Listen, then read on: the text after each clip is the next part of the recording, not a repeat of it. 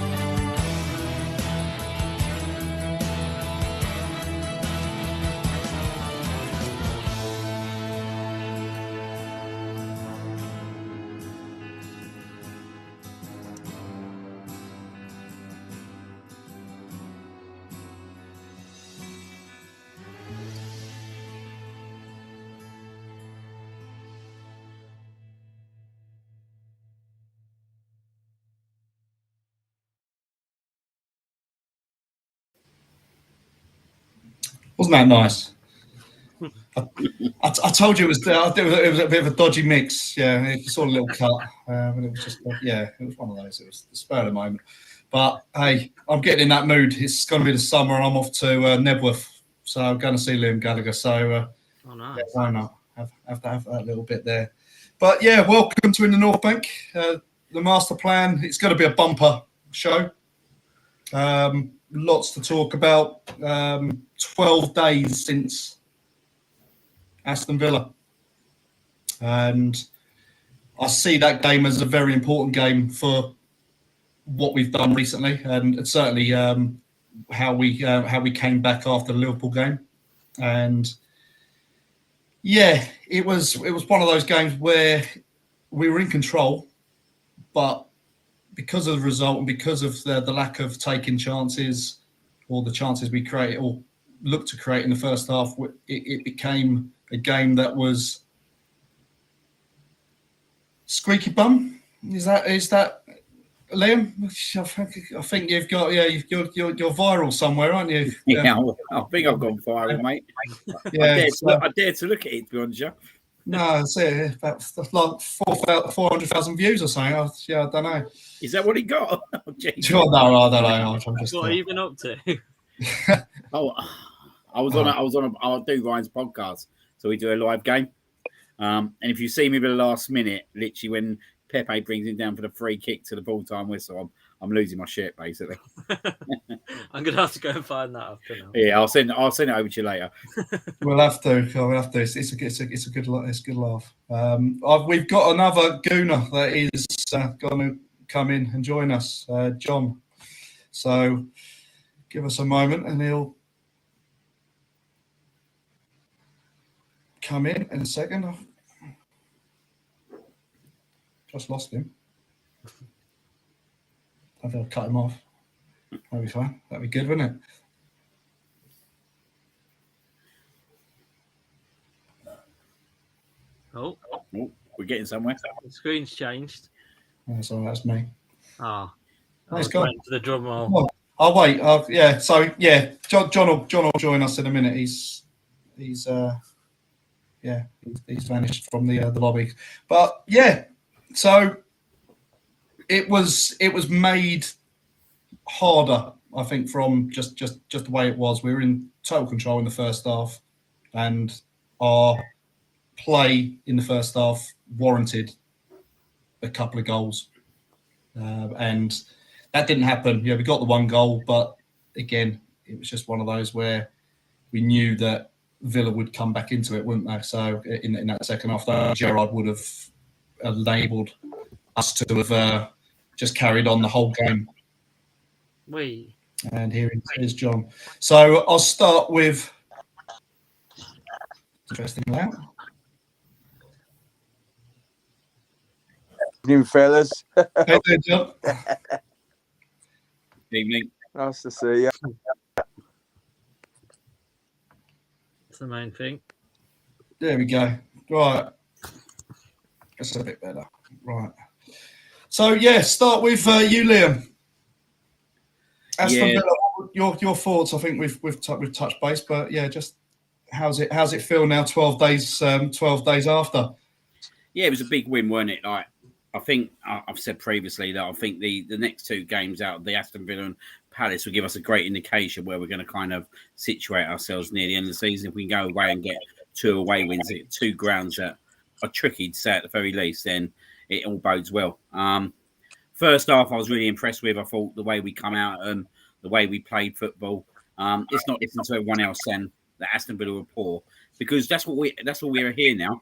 If we go and play really well against a team, it's always that the other team's poor or the other team didn't come out well. No, we make them play like that now. And that's what we did to Aston Villa in the first half. Frustration, like you said, was that we didn't go and boot on after the first goal. And that first half performance required and deserved a 2 to 3 nil lead at our time. Second half was always going to be hard, mate, because we literally played Liverpool 3 days earlier or 2.5 days earlier. The team was going to tire. And it's a massive 3 points when you look at it. And when you see like the way the reaction at the end, you understand why, because they were to their feet. They were literally dead to their feet at the end. And I don't think the subs helped us whatsoever. I don't think Pepe had a really good game when he come on. I thought he was absolutely abysmal, if I'm being honest. Eddie Nketiah, you know my views on him anyway. We just got to ride out the season with him. But massive 3 points, mate, in my view. Massive 3 points. And yeah, just glad to get the win. Just that's what it's not. It's about winning now, isn't it? That's what it's about. It's about getting 3 points every game. Well, that's it. We could take easy 1-0s, couldn't we? Just not easy. Well, I'll take boring 0-0, or 1-1. Sorry, 1-0s. Yeah, I was going to say about the first half. It was just obviously we controlled it really well. The goal itself was really well worked from that little free kick with Suarez and Saka. So it was a nice bit of quick thinking to actually then get in that position, and then for Saka to then carry on his little run from the wing back in just outside the box, and he then pops up at the right time. So yeah, Sam, what were your views? First time speaking to you, so it'd be interesting to hear. Yeah, so I think that these are the games. The thing that impressed me more than the actually winning is these are the games that we normally go and fluff. We go and start winning 1-0, and then we end up losing 2-1. Before this season, they were the games that was always happening the same. So it was just nice to see that was actually grinding out that 1-0, because we never really do that.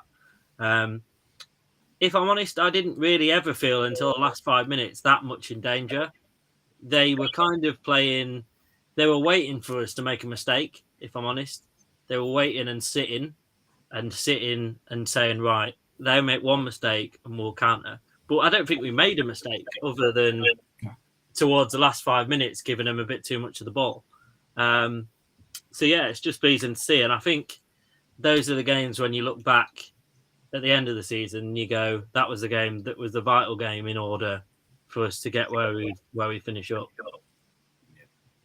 Yeah, no, I have to say 100%. I just thought the combination play and the way we linked up, certainly over the last few weeks, has been massively improved from how we started the season, and I think it's testament to how we've done, certainly in the goal scoring areas where it's really mattered, and we look sharp and we look a lot better. The midfield.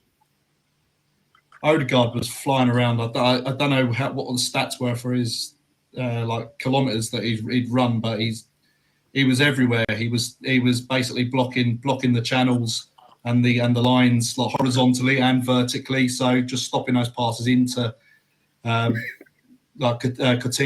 and the other players. So all the time he was just buzzing around and breaking up play. But Partey again, immense. I thought. again, it's that little play where he can kind of just sit that little bit deeper, and he does what he's been doing. And the midfield looks really solid. John, what do you think now? Coming on 2 weeks. What of the Villa game? Yeah. Yeah, I thought they played that to a T, to be honest. Like Sam said, I don't think we was ever in much danger, do you know what I mean? But the Arsenal of old would have slipped up and lost that game, drew that game, do you know what I mean? There was, you can see the team is working all for each other, do you know what I mean? They're like, every man is covering, every man's getting back, they're doing their job, and they're working it to perfection. The midfield, I'm really impressed. I ain't never been a fan of Zach. I ain't going to deny that, but I think he's been playing excellent since he got sent off. I think Arteta must have had a word with him, because him and Partey, Odegaard together, you know, they're like a little Rolls Royce of an engine. You know, you can't knock them. Partey now, he's a different player.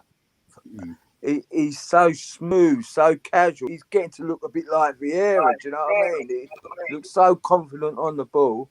But I never thought we was in any danger. Great goal by Xhaka.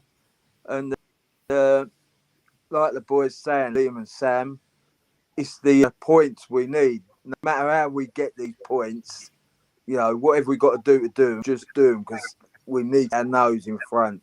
Keep our nose in front for the rest of the season till the end of this, Champions League spot comes to fruit. But yeah, I'm really impressed with him. I was. Good. No, there were two real, I wouldn't say contentious. No, not really. Questionable decisions, I would say. Tyrone Mings and his tackle on Saka, and we know if a certain player would have come in with that kind of tackle, what decision would have been made, and whether or not it's because he's an English player, blah blah blah, or that kind of thing. I don't know, but what did you guys think of that tackle? I know he was low. I know he's come through, but again, we always talk about this rule where you're not in control. So it may be a good tackle, but if you're not in control, so you're being almost reckless, it is punishable. What did you think about that, Liam? Yeah, I thought it was pretty reckless, to be honest, because the way he went in. It's a difficult one, isn't it? If Xhaka does that 100% without a shadow of a doubt, that's a red card. Gone. He's gone, mate. You know it as well, John. He's gone. He's gone. He turns around, mate. The ref sees it's Granit Xhaka. He's a race to get that card, isn't it? But then you look at it the other way, right? You think, like, back about 20 years ago, that tackle wouldn't be deemed anything, would it, really? Nah. As well. Martin Keown would have done that, and he wouldn't have been for it. But it's a different. It is different nowadays. Different ball game nowadays, isn't it? I thought that he could have gone for it, but yeah, I think now it's all about reputation of the player. We especially at first glance in terms of refereeing, and that come to fruition, didn't it? When he booked the Xhaka for apparently 3 fouls that never even ever happened. Yeah. Now, let's talk about that, didn't he? Pardon? He thought about that in his head, and he was like trying to count he was trying to point to all these different fouls. I mean, I don't know. He must have had this game going on in his head, but he hasn't. I think I heard that he hadn't refereed an Arsenal game, Madley, since a cup game a while ago. So it was like, yeah, I don't know where that memory's come from about Xhaka and those fouls. But if Xhaka does even what John McGinn did to Lacazette, yeah, that goes to VAR. He said, gone again. Yeah. No one showed it. No one showed it for the rest of that day. Right. The actual push at any point. You look at what happened to Martinelli. You know what I mean? What that Villa bloke did when he pushed Thingy over. yeah, that to me that was a straight red. I don't know how no one has seen that. The Lacazette one, yeah, it's a straight. Yeah, just no, come so through, if we come in for it, yeah, that's it that straight was away. after he's off. He's Yeah. off, and he's that straight away he's off for that. So I don't know what the point of this VAR is. The thing is that gets me, it's not because it was a red card. I don't care who it is. But there seems to be no consistency. It seems to be 1 week you can do a double-footed challenge and get a yellow card, but then the next week you can do a worse tackle or a less tackle and then get sent off. There's no kind of consistency in the decision making, and they just can't wait. You can see it. I don't like to talk about the agenda behind Arsenal, but the refs do love to just card us silly. They get something out of giving us cards and giving away fouls against us, and I don't know what it is. I really don't. One good example was that party tackle, wasn't it? It was like Xhaka, unfortunately, has got a reputation. Yeah, you had the Xhaka one, which was again. I thought he was fouled before that. He was fouled in the box, and then as the ball carried on, got tangled up. But yeah, no means that I think that little kind of tiny little tap on his chest would have warranted a yellow card. And then Partey got booked for that little tackle. And then you see Matty Cash. Matty Cash coming with 3 tackles before he even got booked, which warranted potentially more. Again, you could say if it was an Arsenal player coming in, whether or not he would have seen that third challenge, it would have been maybe 2 and then straight off. But you don't know. It's all a bit weird. I said it's contentious. Sorry, Paul. Going back to that challenge, right? Mings. Now, to be fair to him, what I see of it, I thought he did go for the ball, right? But I'm not sure of the rules. I don't think he meant to take the man out. He did get the ball. Whether he's overdone it, I ain't sure. The rules now, but. He should have probably got booked, but I don't think he went for the player for 100%. But you say, Liam, if that was Xhaka, he's probably off. You know what I mean? So there ain't no consistency. These refs have got certain. Before that game started, they've got certain players in their head. They see it all social media on the TV. You know what I mean? Whether it's right or wrong, they've got certain 3 players in their heads what they're thinking of before that game starts. And, they're looking for him. You could see him looking, weren't he? When in that melee, he's looking, who should I book? Who should I book? He sort of bottled it, didn't he? It's a default answer. We'll like book Xhaka. He unfortunately now he's got a reputation, so he's got to, be very careful. Mm. And he was. I didn't see him make a bad tackle, to be honest. Well, I think he's handled himself brilliantly. So I've said I'm a staunch kind of believer in him. I think as a professional player, I think he's probably one of the best. You don't hear about him outside football. He gets on, does what he needs to do, doesn't complain, doesn't really cause issues, and he's well liked in the dressing room. So there's obviously a reason why manager after manager picks him to play. There obviously are the qualities there in him. But as I say, he does have his bad things, but don't we all? But it's one of those. He's an Arsenal player. He's the best of what we've got, and currently the midfield balance we've got with him in is doing really well at the minute. So we have to take that, don't we? Until those upgrades come in or potential new signings, you have to get behind him and back all the players there that are putting on the shirt. So yeah. I think that's Villa. Wrapped up. I think towards the end of that game, I just thought because we dropped off that little bit, it just gave them that little bit of confidence that they needed. And like I say, even though we dropped off, it weren't like we were like backs to the wall. It was just one of those where we were still in control, but we didn't have the jazz. We didn't have the real pace to kind of get in behind, and that passing and the way we were kind of moving the ball really quickly in the first half. The tempo just drained. So it was just one of those manageable kind of games, I think, at the end of the day. And then a typical I think it was good. Sorry, Paul. I think Yeah. it was good to see the way all the players got on top of Leno at the end of the game. You know what I mean? Because he's been really professional. You know what I mean? He deserves 100% credit. And that was a tricky game to come into, and he done brilliant. You know what I mean?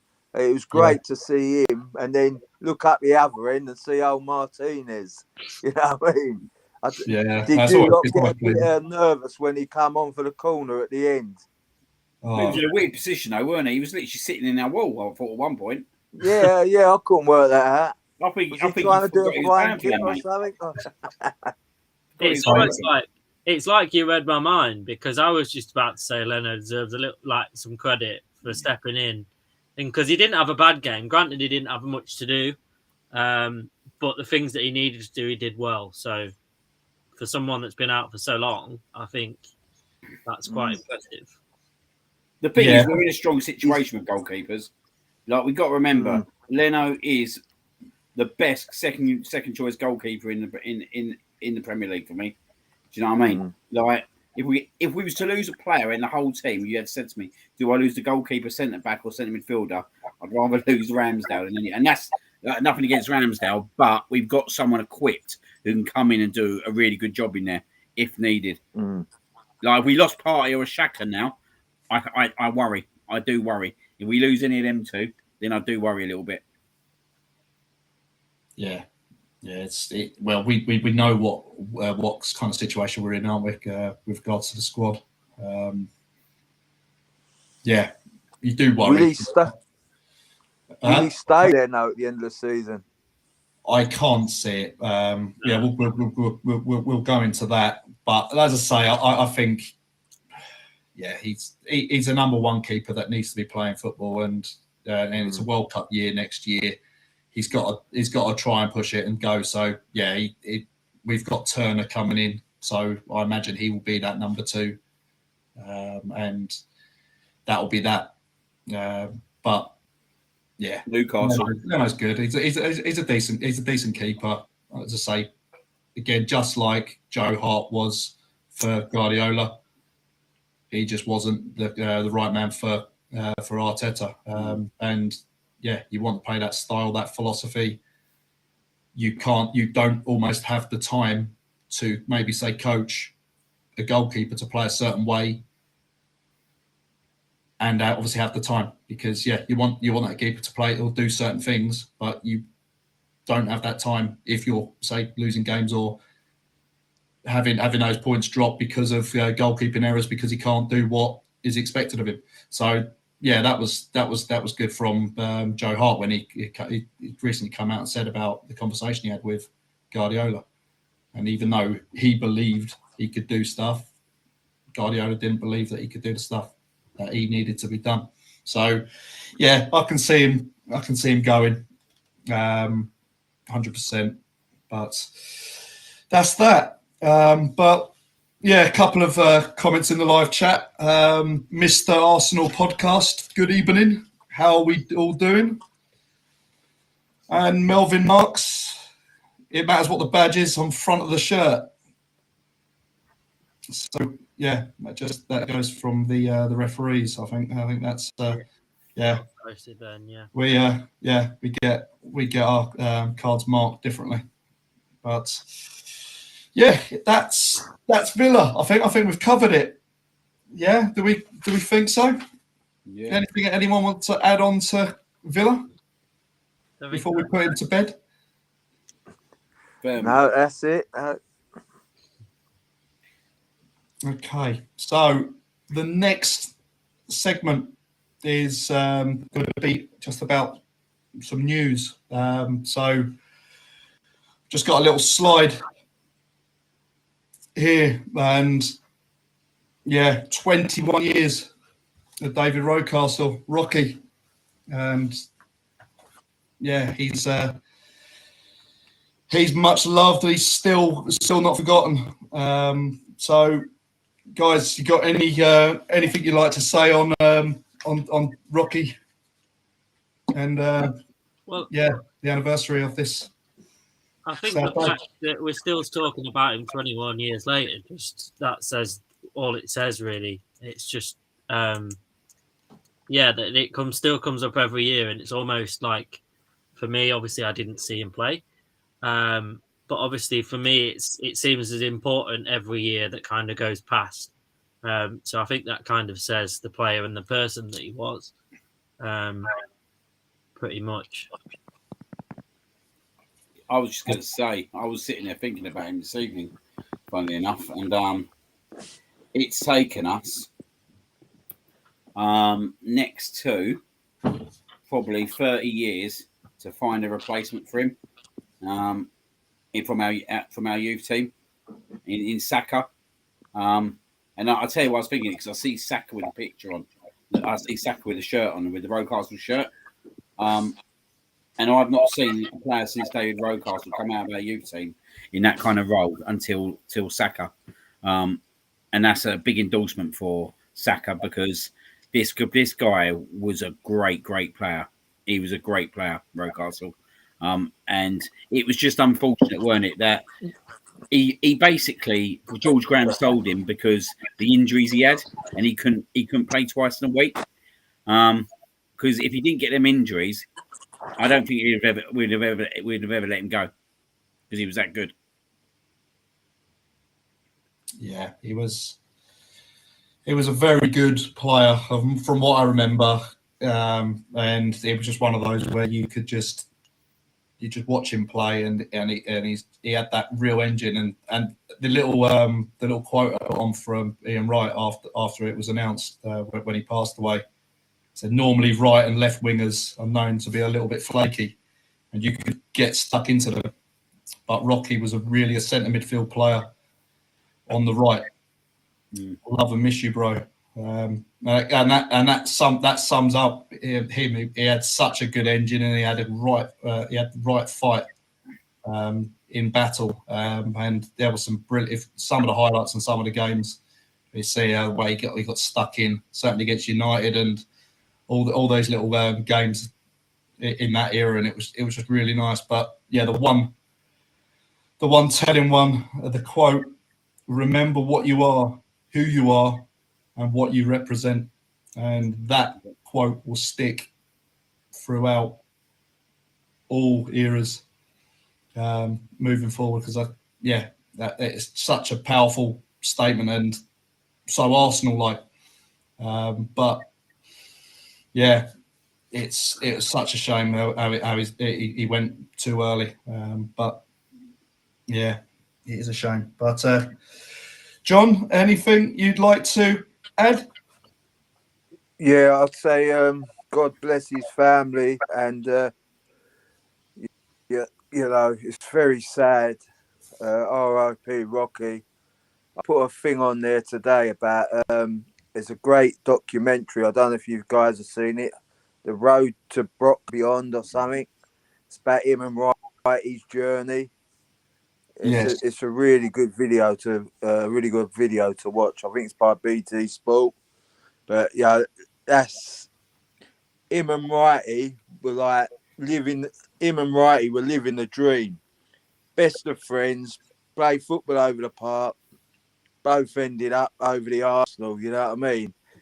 And first time I see Wrighty play, I think was Southampton away. He got an hat trick, and I think Rocky got one. We might have beaten 4-0. I ain't sure. Do you know Liam or Sam? I think it was about 4. It's way back now, anyway. But well before my time, unfortunately. That was at the old Dell. That was. Yeah, the Southampton game. Yeah, I think we beat them 4-0. Great day out that was. Yeah, when that one of his first games. It might have been Wrighty's first game. First Premier League game. It was his first Premier League game. Yeah, I think it was, because he played Leicester, and I think he got an hat trick, didn't they? And you've got that iconic thing of them scoring the goal together. Yeah. Which I think they should put a statue outside the Emirates of that, because that just epitomises football. Do you know what I mean? Yeah. And friendship. They were best mates. Forget about the football side of it. They were like literally living the dream, like all of us would want to do. You know what I mean? They just got from the park over to Highbury, and I think you know what, Rocky. I think he would have fitted in that Invincibles team, no bother at all. Do you know what I mean? Without a shadow of a doubt. Yeah. What I always was annoyed about Liam, Sam, was that you remember Paul McGrath, his knees went, didn't they? And I think the Spurs player as well, the defender, his knees went. And they kind of just didn't let him train and only give him a couple of games here and there. I'm sure they could have done that with Rocky, but one of Graham's faults, I thought, was getting rid of him because he was one of us, you know what I mean? Once he left Arsenal, I think he done all right at Leeds, didn't he? But he was never the same. And then Not the same, no. I think the sad news come when Arsenal were playing Tottenham, wasn't it? Yeah, 2001. Was it the day we was playing Tottenham when he died? Yeah. You know, and credit to the Spurs fans, I did think they give a minute silence and all. But yeah, I can't even remember how old he was now. But it's sad, man. 21, someone's son as well, isn't he? You know what I mean? How does the family get over it? I don't know, but I think Arsenal could do a bit more for him, you know, over at the Emirates. That statue would have been a fitting tribute over there, I think, with him and Wrighty. If they're going to revamp this ground and they're going to consult all us, that's what I would say. Put that statue up near Henry or someone, or near Adams. I don't think anyone would argue with that, would they, Liam? No, I think it's a great shout, to be honest. I think what you've said there as well is right. You could actually have a statue of them two with that goal, which would actually fulfil the iconic figures that they both are. Because let's be honest, David Rocastle is like literally for me, the ultimate player to come out of our obviously youth system, apart from probably Tony Adams. But then you look at the other side of it as well, Ian Wright, like 180 odd goals he got, 170 odd goals. I think it was 181, 182 in the end, weren't it? But I don't think we've ever done enough for him. But it's good now because I've noticed since Arteta's come in over the last couple of years, right, he's been a lot more involved in the club again, and he's doing a lot of stuff with the women's game. He's doing a lot of stuff with. I know he did the bit with the Aubameyang contract at the time. He's a lot doing the club. I think that there should become some kind of statue for him, and I think that is a brilliant suggestion that them together would be an awesome kind of tribute. I think it kind of rounds off the statues. Then I think they've got everyone that like deserves a statue in terms of the history of the club. I think you've then got everyone that should have a statue around the Emirates. I think you're at the point there where people won't be crying out for any more as such. Yeah, I think there's always things that can be done or certainly evolved in and around, and you do look at it and you do think, where does it stop? How many statues? I don't know. I think they could always add a few more. I think even getting even inside the stadium, just whatever on a match day or whatever like that, just having something kind of like in the actual turnstiles or something like that, where you're suddenly thinking it's almost like a shrine, almost like where you've kind of got something like there, and he's a proper Arsenal. But lad. You know that Rocastle and right. Hello, John, are you still there?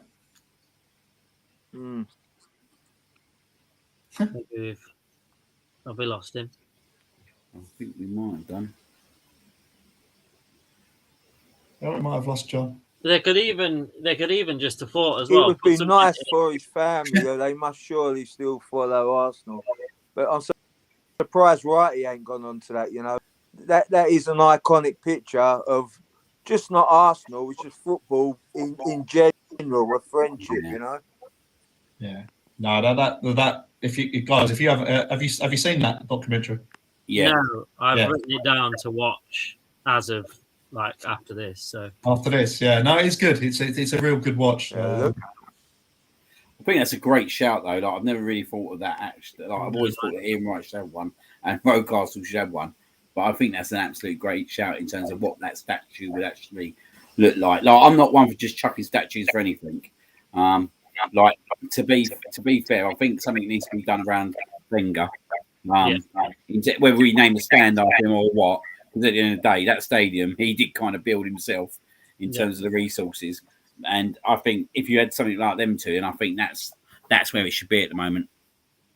Yeah, even if you put it like in like the museum or in the shop or just somewhere, because they might be thinking, well, we've got like one in each corner of the ground almost, aren't they? If you think about where they are. Yeah. So they're probably thinking, right, where do we actually put one now that will be kind of special like it is in each corner? So I guess it's, just somewhere. Like, even if it's just like a little one, because I know there's that little one, isn't there? As you walk like over the bridge and then to the right, there's a little 10 fire one, isn't it? Even if they did something like little like that rather than a big one, that's always an option as well. It's gonna be interesting, isn't it? Let's be honest with the rebranding this year.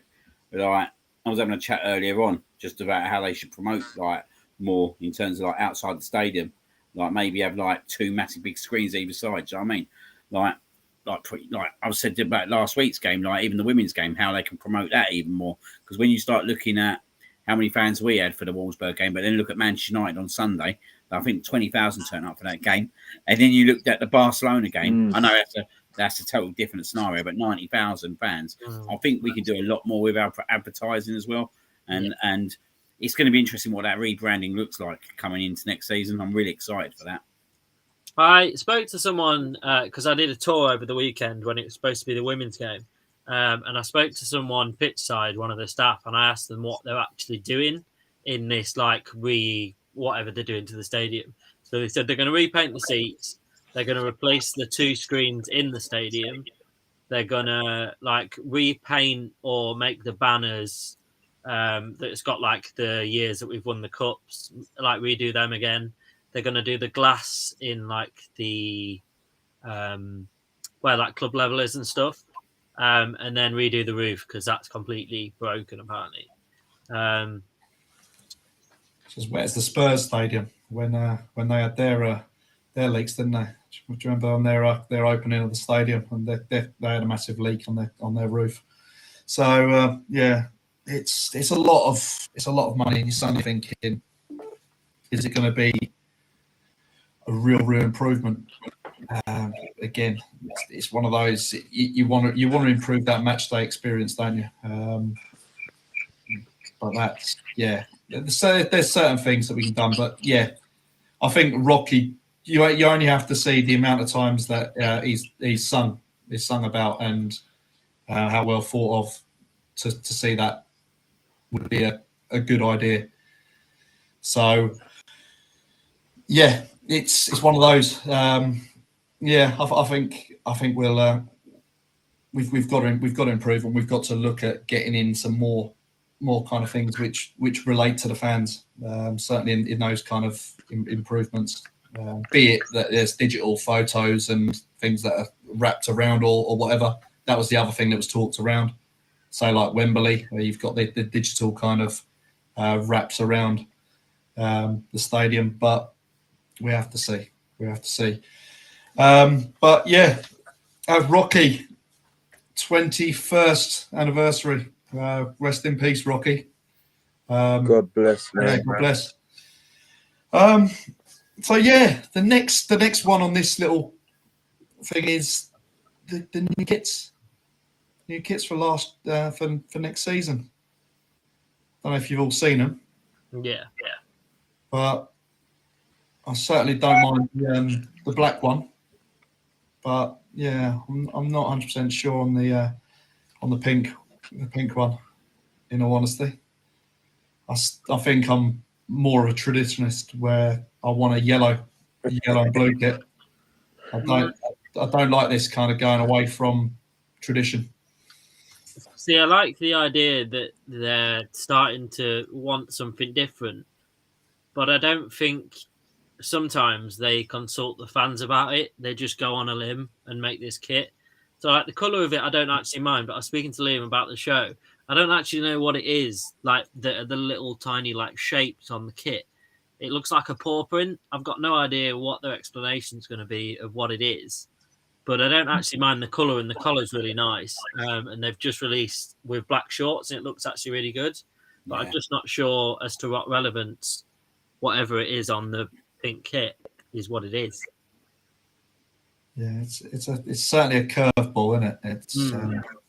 It's like the yellow kit now, isn't it? It's real pale yellow, isn't it? And that was a different take on tradition, but it's even certainly the black one. I've never seen us with a proper black kit, and you're suddenly just thinking, it's very different. But I like that yellow kit just to signify who we are, because there's been many great seasons with that kit. Anyone got any other thoughts on the kits? I think the pink one looks like it's running the wash. Something I do when I put the whites on. That's what my washing will come out like. Do you know what I mean? I wouldn't sure pay 80 quid for it. I'm sure the kids will love it. I'm 55 years old. They're not like looking at the likes of me, are they? Do you know what I mean? The black one I think's all right as a going out top down the pub. I don't like it as a kit. To me, that's like the old Man United kit way what they used to wear. And the red one, that looks all right, to be honest. I think they'll probably push them red shorts with that and all, won't they? But, you know, how many kits have we had this season? It's ridiculous. You just can't keep up with it. Every week they're pumping out a different kit, a different training kit. This one's for the tube trains. This one, I don't know, the ladies one, that's awful if you ask me. They're meant to be designed by Stella McCartney, but I think you could go to a primary school and get the nursery school and get them to colour in a better kit than that. But I'm sure there's people out there, when that comes out, they're going to be full on with that kit. You know the sort. They're going to be their trainers, tracksuit top, the lot. They'll have the full Monty on. Our people can afford it now. I really don't know. You need about, it's dearer than wearing an Armani suit, isn't it? Wearing an Arsenal kit. But yeah, I'm like you, Paul. Red and white, yellow and blue, especially that yellow and blue for the away. But yeah, the kids will love all them kits, I suppose. But yeah, not for me. Yeah, there are exceptions, aren't there? But there have been some nice kits that have deviated away from the yellow or the yellow and blue. Definitely. But yeah, that one, I'm not sure. The black one might grow on me, I think, because it is, it's nice with the gold trim bits on it. But yeah, that pink one, I don't know. That might just grate on me. My worst kit the worst kit I ever liked or disliked was the green and blue one we had. We all Lima goalkeepers. And the yellow and blue, green and blue socks. And we had remember old Lee Chapman playing up front with us with it on, Liam. You know what I mean? that was like green, man. What are you doing? But yeah, people love it. People do actually still love that kit. But yeah, I'm a traditionalist, and I like a change of bad, Paul. You know what I mean? I can't stand bad we got at the minute, and need to turn that can. Yeah, there's lots of things to kind of, I think, change around over time. I think I think the Cronkies have got a long way to go to right some of the wrongs that they've had over the years that they've had access to the club, and yeah, fans will talk, fans will demand change eventually, and you hope that eventually those owners do actually start seeing sense and taking on those real powerful opinions, because fans, we are the voice, and we can obviously help mold their decisions, and we just hope that they actually answer or actually listen to some of them. So yeah, that's that is the kits. Just a quick one. Alex from Cannon Fodder TV is in the chat. How you doing, Alex? Good evening. Alex loves the kits. Yeah, Liam's a big fan of the pink one as well. It's going to be done I think Alex is out of that one. I'm going to have to lose a bit more weight before I whack that on, though, mate. I was just thinking to myself. I think players like Odegaard and all that will look the bollocks in that pink kit. But it's proper for you've got to have the physique to be wearing that kit, in you. It's the like 54-inch chest in it that makes it that's the problem. But I actually think it's quite a smart kit with the black shorts. I think it will look smart on the players. I'm not sure like the older generation will get away with wearing it. Yeah, I'm not sure you'll be. I think you'll be open to some comments from all your friends down the pub if you go in that pink top.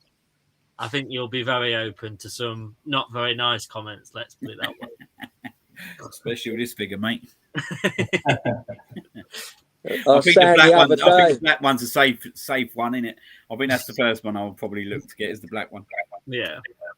I think the black's all right to go down the pub with. The pink one, I won't go down the pub with that one. But like these kids will probably love it.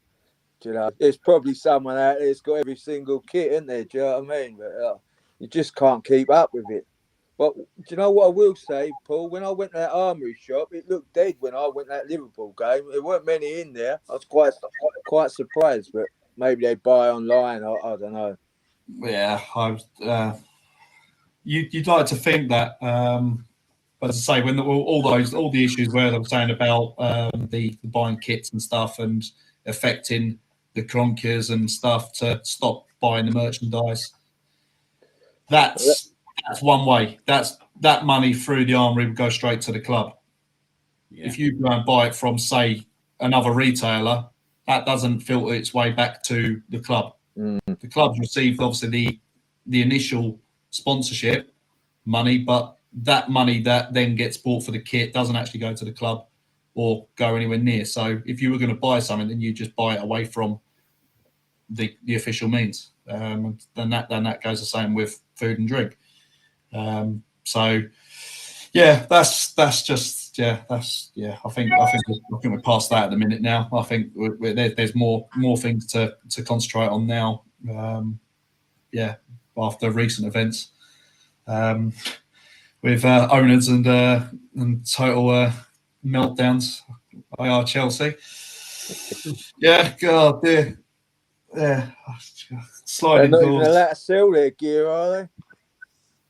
Can't do nothing. They've got a new thing now, haven't they? So I think they're allowed to sell some tickets.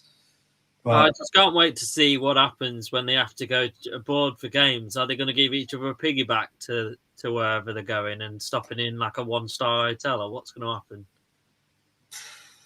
It'll be interesting to see. Once the travelling starts though, and they've got to come back and they've got to then travel away by coach or whatever like that. If that's what they have to do, then it will start catching up with them. But it is what it is. Just Chelsea. I've got a quick question on the live chat. Ooh, I'm gonna pick someone. Sam, if Arteta secures top 4 finishes this year and next, is that success? I think the thing is, for me, if you get top 4, you've got to then push on from that. It's no good getting top 4, getting this amazing back into the Champions League, and then just doing the same again. You've got to kind of see, for me, a valid improvement on top of however we finish this season. So for me, as much as I'd take that, I don't think I'd be massively over the moon about it. Okay. Would you not think that finishing, say, the top 4 is still an achievement, bearing in mind other teams that will probably be improving their teams? They'll be spending money. It's still an achievement to get that because it's no easy feat to get in the top 4. I just think each season, with how much stronger the other teams are getting, you've got to be seen to be improving as well. Yeah, that's my view on it. I don't know how. I guess that's kind of subjective to your own views as well, rather than a general sort of. What do you think, Liam? Bit differently. Did we expect to get top 4 this year? Have we got top 4 this year yet? Both answers are no at the moment. If we got top 4 this year, then got top 4 next year, because you've got to still think that you got Man City and Liverpool way out in front, and that's going to be a big ground to kind of make up still. And Chelsea, they're still out in front of us in terms of resources and all that, and the players they've got. If we got much closer to Chelsea next year and competed and started at least scoring goals against Liverpool for the starters, but giving them games and getting results out of them, but still finish 4th next year, I would still call that kind of progression, because we are still progressing as a team and we are still very young as a team. What's the very best I can see us getting next year, if I was being totally honest, at present will be third at very best if Chelsea kind of nosedive because their situation. Liverpool, Man City are so much out in front still, aren't they? And it's going to take a few more years to do that. But go away from that as such at the moment and discuss what Gary Neville actually said the other day was actually absolutely ludicrous, because he's saying if Arteta finishes top 4, he might as well leave his job. But we're in no different situation to what Jurgen Klopp was in back about 5-6 years ago. And Liverpool become the team they were because they sold Coutinho for 140 million. And then were able to get 2 really good players out of Van Dijk and Alisson, which basically, given the actual status within that squad to be able to compete against Man City. Not saying that's going to happen to us, but just say we did sell a player at some point for 100 million and then replace them with 2 great players, we'd be so much closer to Liverpool and Man City. So I still think, we're probably a couple of seasons away still. If we got top 4 this year and top 4 next year, but there was a progression in terms of our playing style and us competing with Man City, Liverpool and Chelsea, then I think I'd be happy. Yeah, no, I'd say this year definitely. I agree with you. It was improvement to get in the top 6. In all honesty, and we look at the trimming of the squad. We look at how we've streamlined stuff, and we're improving in the right areas. And what we're trying to do is stepping stones. And if by hook or by crook we get top 4 through just being more consistent than the others, then we'll take that, won't we? We'll snap it up. It means we're above what we should be going for. But then next year, can we then consolidate it and go for it? My concern about that is if we get, say, top 4 this year, are we strong enough to be able to deal with Champions League football and then the turnarounds into domestic competition right after? No, without big improvements and big numbers coming in. And this is why I say I don't want us to be top 4 and then us not be able to deal with domestic the following season and end up not being in the top 4. Because, again, it's another cycle where we've then got to go back through. I'd rather us continually improve, and then once we're actually there, we can go and do it. But it all depends on the recruitment at the end of the day in the summer. Sorry, just one second. Do you know what? Right, this season is so massive, right? Because I think if we did see top 4 home this year, right, with the squad that we've got and the way we're playing at the moment, and the way the fan base and the fan base and the players and as a club is starting to connect with each other, that gives us such a stepping stone over a club like Manchester United at the moment. Because at the moment, Man United are not in a good way. Yeah, they've got players and they go and spend 80-90 million on each player, but they haven't built a team, have they?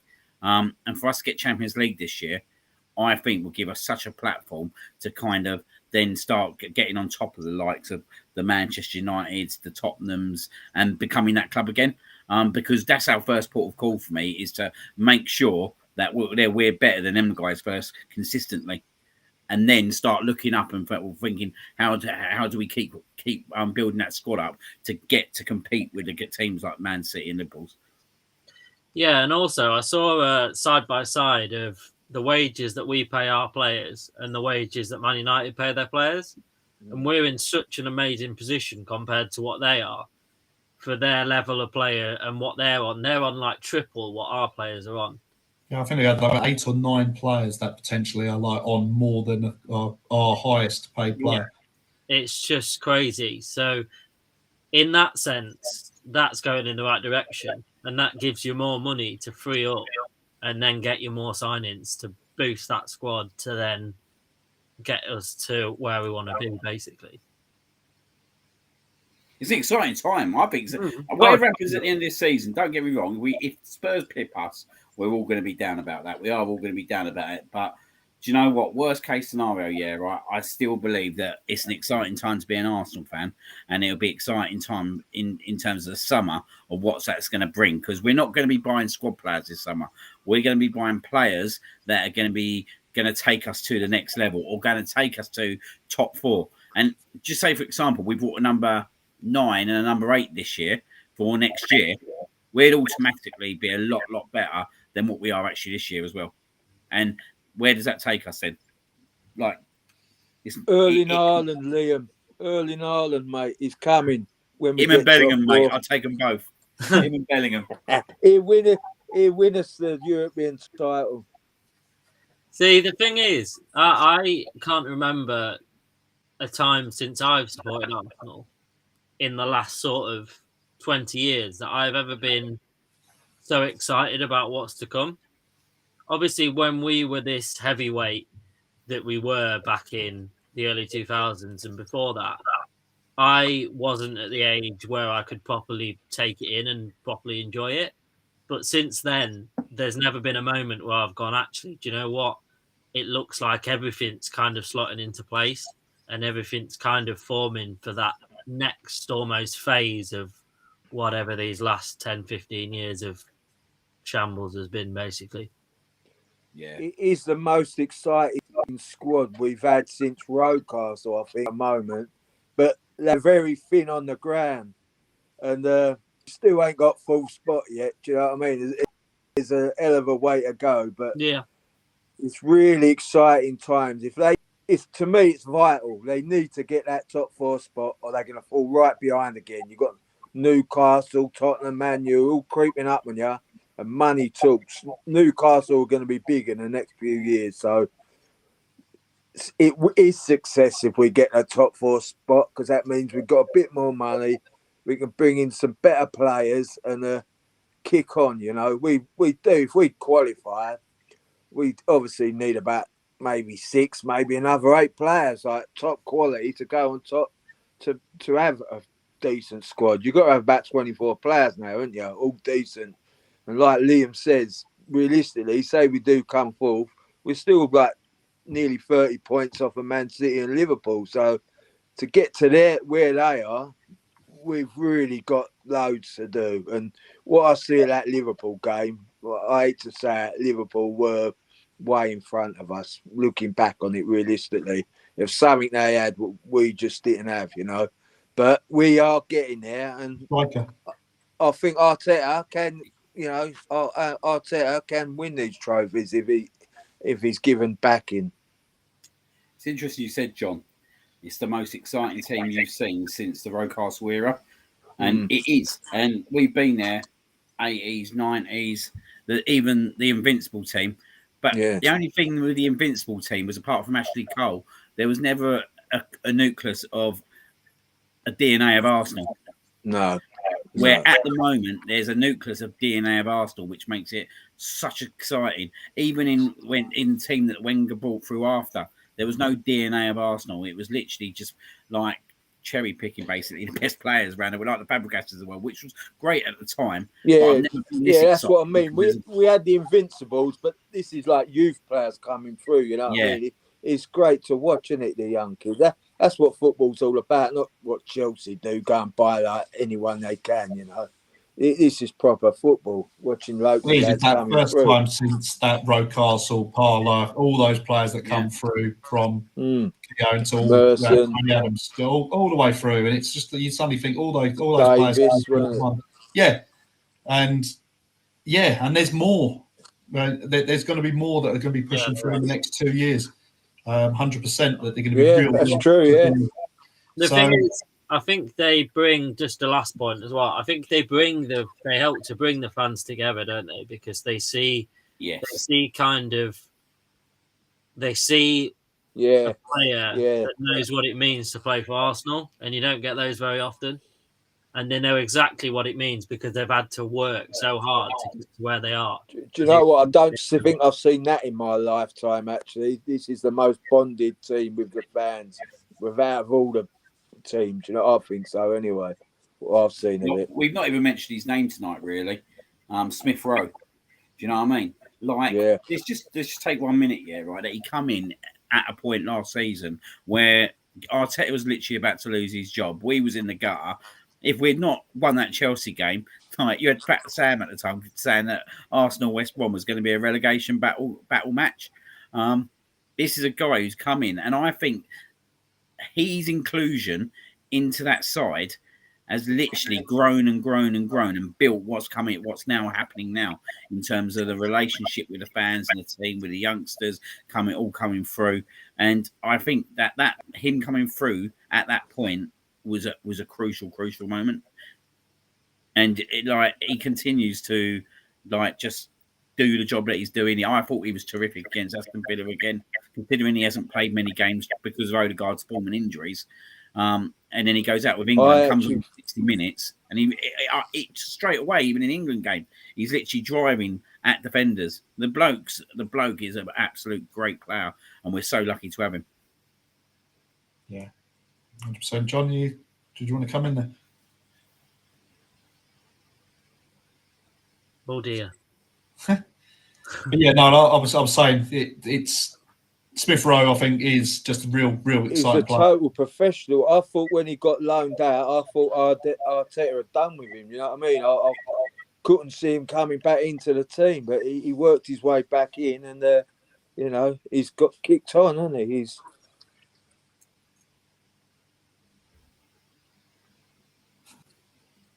We get kind of like sound bites. Yeah. And they're only young, aren't they? What are they, 19, 20? Yeah.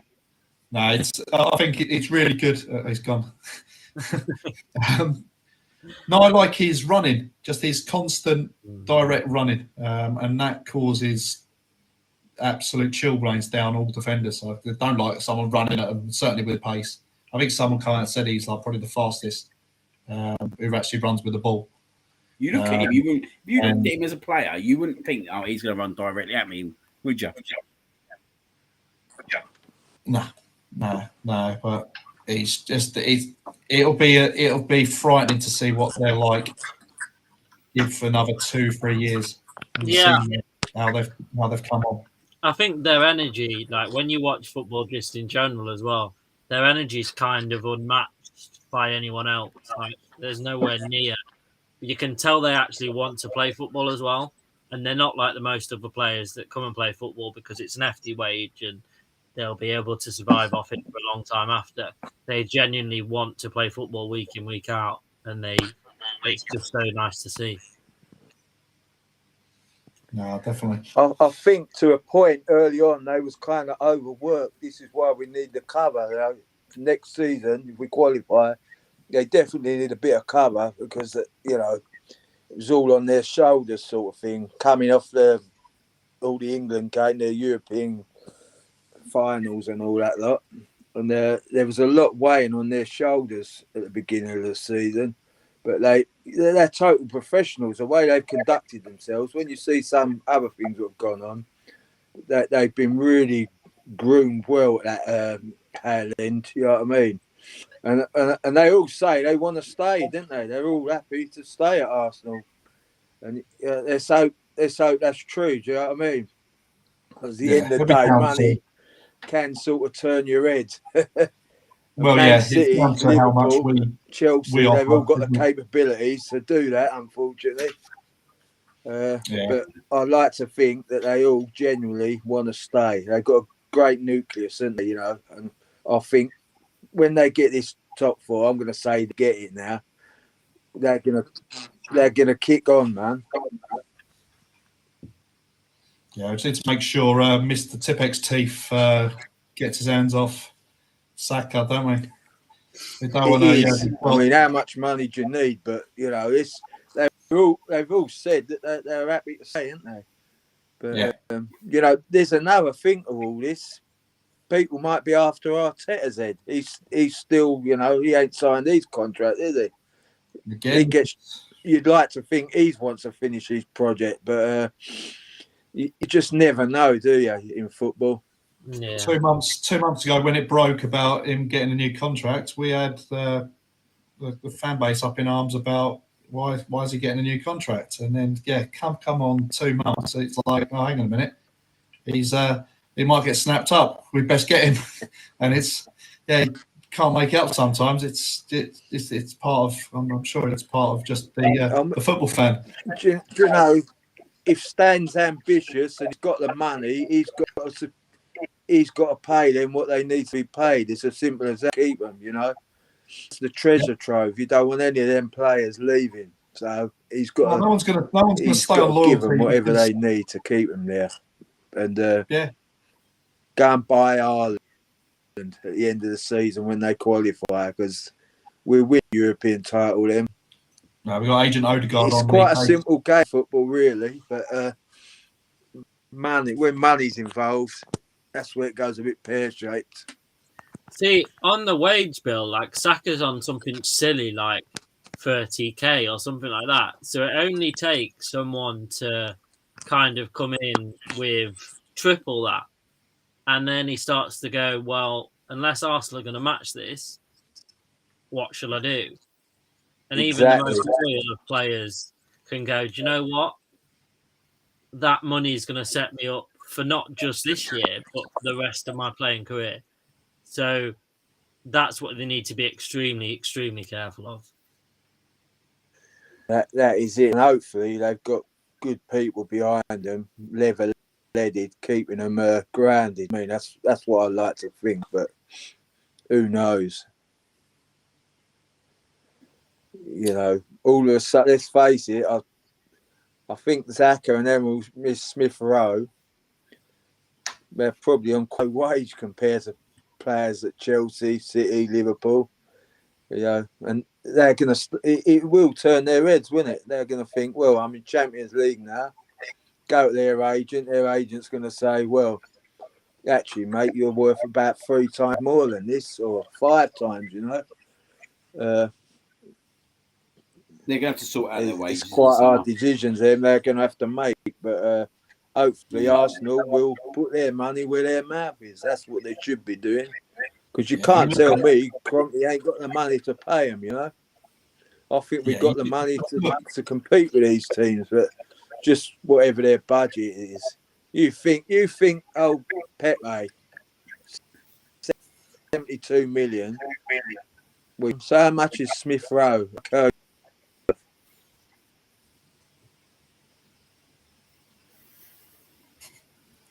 Okay. I think he's gone again. It'll come back. We'll get another soundbite in a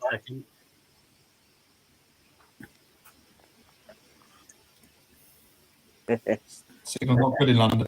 Come on, job. Do you know how much is Smith Rowe? Xhaka worth combined that? It's a lot of money. As I say, we've trimmed the squad, haven't we? So there's wage money available because of what we've released.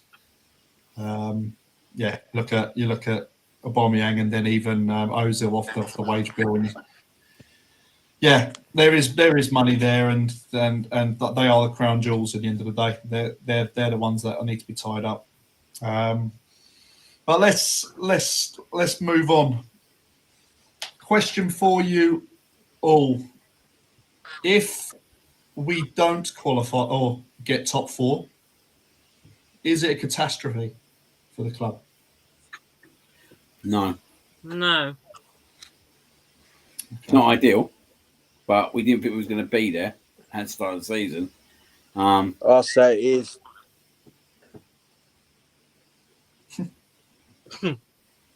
No, echoing the point, we didn't expect to be where we are. So if it happens, then that's a massive bonus. But I don't think we can beat ourselves up if it doesn't happen, if it makes sense, because we didn't expect to be here. So it's just that we are. If it happens, yeah, right, go and check, yeah, right. Every single person's predictions at the start of the season, like journalists and everything, who's going to be in the top 4. There's not one person that said Arsenal. Not one person. BBC. The 21 different people on the BBC, and none of them had put Arsenal in the top 4. But there is a big but. But it will be gutting. I don't think it'll be travesty, but it will be gutting because if we can get top 4, and I know where John's going to go here, is where that can kind of take us into the next level of in the summer and going for the likes of or putting your name in the hat for someone like Eric Haaland. So I think in that terms, it's a big cherry now that we will be gutted as fans if we don't get top 4.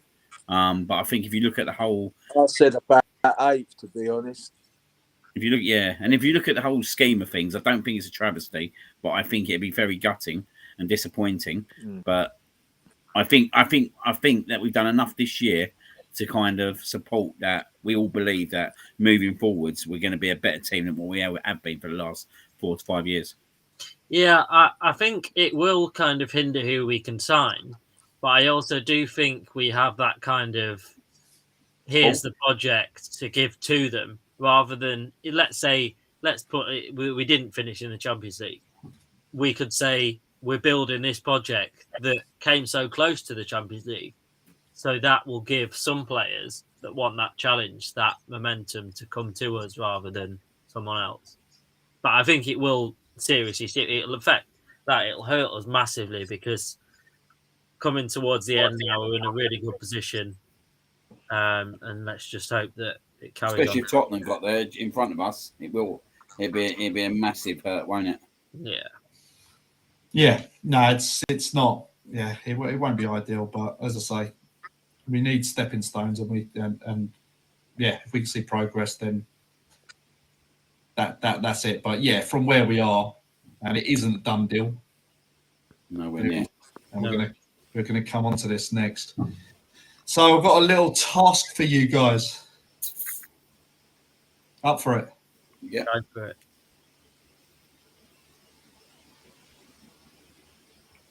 The fixtures for all of the clubs. I want to get your point tallies on all of the clubs, or the 4 clubs. Jesus, you've asked the worst person to do it that can do maths. This question. Oh God. So I'll reveal my ones shortly, but I'll record these, and then when we come back after, I need to get my notes out, don't I? Yeah. You got notes? No, only my phone notes, mate. Do you know what? Right, I look at our games here, right, and I could see us winning them all, apart from what we could go and win 7 out of 9, definitely. Yeah. And I think that's going to be enough. If I told you I had less wins, would you be surprised? No. Okay. As long as those wins are draws and not losses. See, if you look at it in terms of the games that each teams have got, we've essentially, if you took the badges away, you'd probably pick ours over the other 3, if I'm honest. None of those games that we have left, I'm worried about playing, which stands us in good stead, I think. But it just depends. The big games aren't the games where you're playing your Chelseas. Your big games are the games where you're playing your Crystal Palace, your Brighton, your Southampton, your Leeds, your Everton at the end of the season. Because if you win those, it gives you the kind of the little bit of leeway to get like a draw against Chelsea or a draw against Man United. So it's the games in and around the big games that you really need to nail down the points in, I think. Yeah, it's certainly going to be a real testing period, the Chelsea and Man United game. And I think even the West Ham game afterwards is going to be a very tricky game. And then if you then sandwich that Tottenham game in between the Everton and Newcastle game, then yeah, we just hope we've got the points in the bag before that comes. And then you suddenly look at if that 6 pointers there, then it doesn't actually matter because we've got the points on the board. And this is why I say these next 2 games or 3 games are really important. If there's 3 wins out of 3, then we're halfway there. It's I think the Palace game for us and the Newcastle game for Tottenham, they're going to be tough. Everyone, do you know what I mean? Vieira is going to be well up for that. This could be one of our hardest games. So we've just got to do a professional job against them. We just don't want to lose that game. I say for the Spurs results as well, I say they get a deduction for all the points in the remaining games and they go into the minuses. what, for being just Tottenham? Yeah, basically. Yeah, just I'd put it for the pigeon on top of a beach ball. Well, I think they should have kicked Chelsea. And then Chelsea They should have deducted Chelsea some points for that. Can you imagine what they would have done to Arsenal if we had Russian ownership? Just put it out there. Can you just imagine what this vendetta could be about Arsenal? What actual punishment we'd get? Well, look at Everton. They're in a lot of trouble now. They're in big debt. Well, they can't go ahead with building their new stadium. Because the guy that could have been us, couldn't it? Yeah. So, Usmanov, if he was in control at Arsenal, God knows what would have happened. Okay, I think I've done mine. Done yours. Oh, Sam's there. Right. We just got to treat every game as a cup final. That's all we can do. Yeah, John, are you tightening up the points? Your predictions? Can you see them?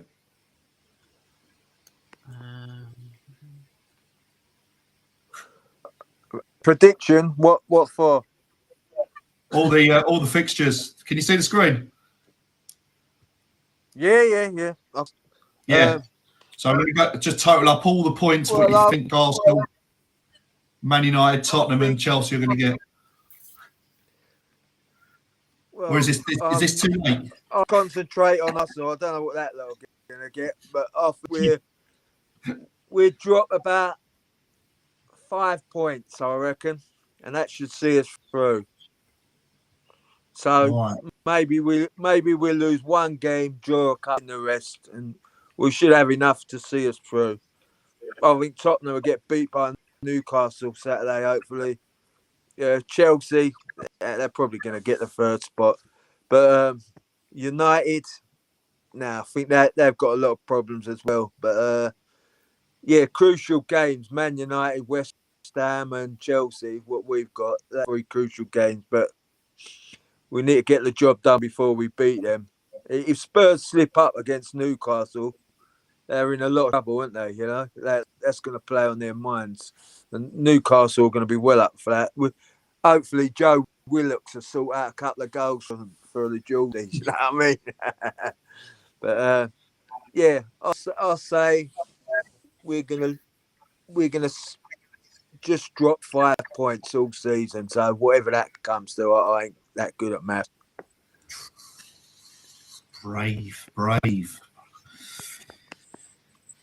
So what's that? Oh, blimey. Yeah, I won't work that one out. I'll do that. I'll do that afterwards. But Sam, are you done? Liam, Liam's done. I'm done. I'm done. Go on then. So I agree with Man United with John. I think they're very inconsistent. You look at their games. I think they'll scrape through against Leicester, but that's not a gimme. I just don't think Leicester are reliable whatsoever. You can't trust them, as it proved when the Tottenham Leicester game early on in the season. I think Everton are pretty much doomed. But do you know what? That could be an interesting game because Everton need the points massively.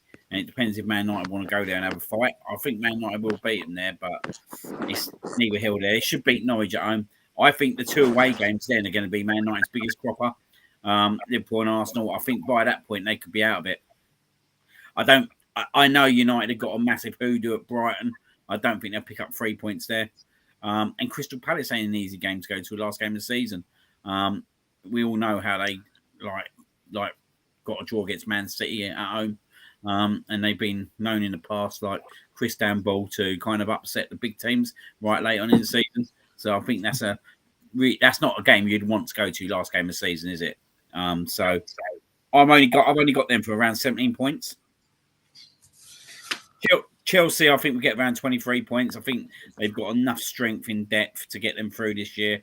I do think that we might get a draw against them. I don't know why, but I've got this feeling we might get a point there. Yeah, I don't know why. There's something that's telling me, especially because they got Champions League and the FA Cup as well, hanging around all around that kind of week and a half. They might come off the ball a little bit in that game.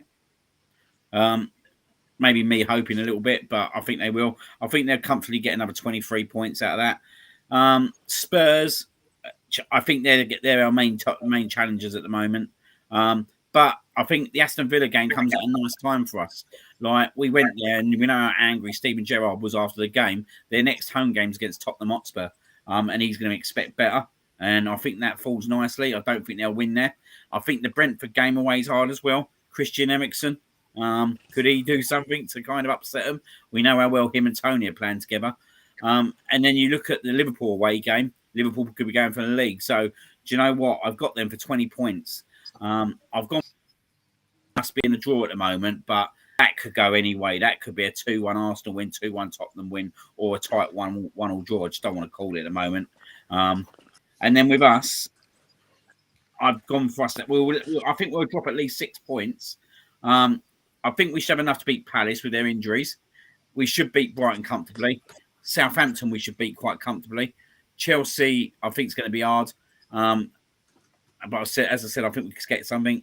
Man United, we have to win. I think we will win. I think that's going to be the game that will be a massive game at the Emirates, and everyone will be buzzing. I think we'll get the win there. West Ham away, yet again, they could be in the UEFA Cup semi-final. They could have Barcelona a couple of days later. Where's their heads going to be at? They certainly ain't going to be in that Premier League game because they're one round away from firstly a UEFA Cup final potentially, plus a match in a lifetime for them against Barcelona. So I think that game falls really nicely for us. So if that does happen, I'm quite comfortable that we'll go there and get what we need. We'll beat Leeds. Newcastle is the game that I think we might drop some points and maybe a draw. Tottenham will be a draw. I'm going to go for a draw at the moment. And then I think we'll seal top 4 last game of the season against Everton. How many points?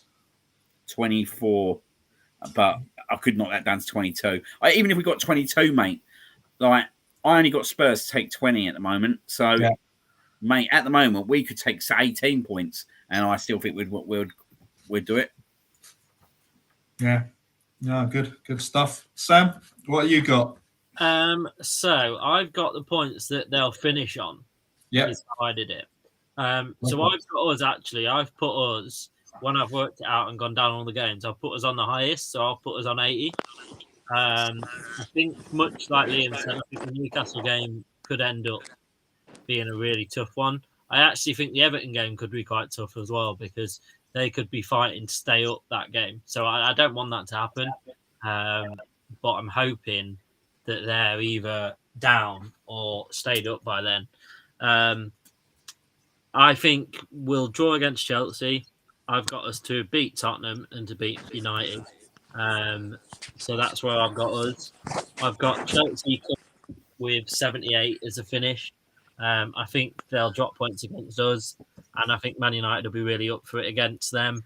and I think they could get something from them.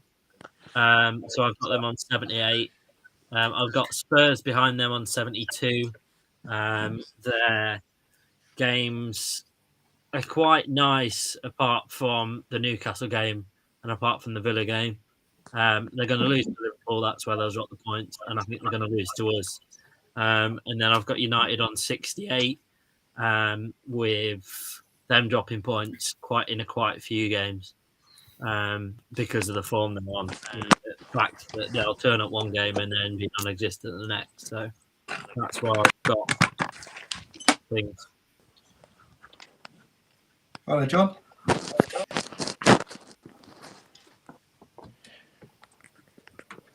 Yeah, that's. I'll tell you what. If that comes around, then I'll have to buy you a beer. I think we'll all everybody beers if that happens. Actually, mine.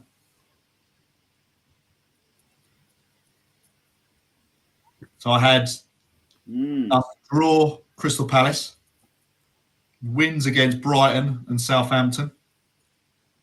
We lose to Chelsea. We draw against United. We draw against West Ham. We beat Leeds. We beat Newcastle. We draw at Spurs. And we beat Everton.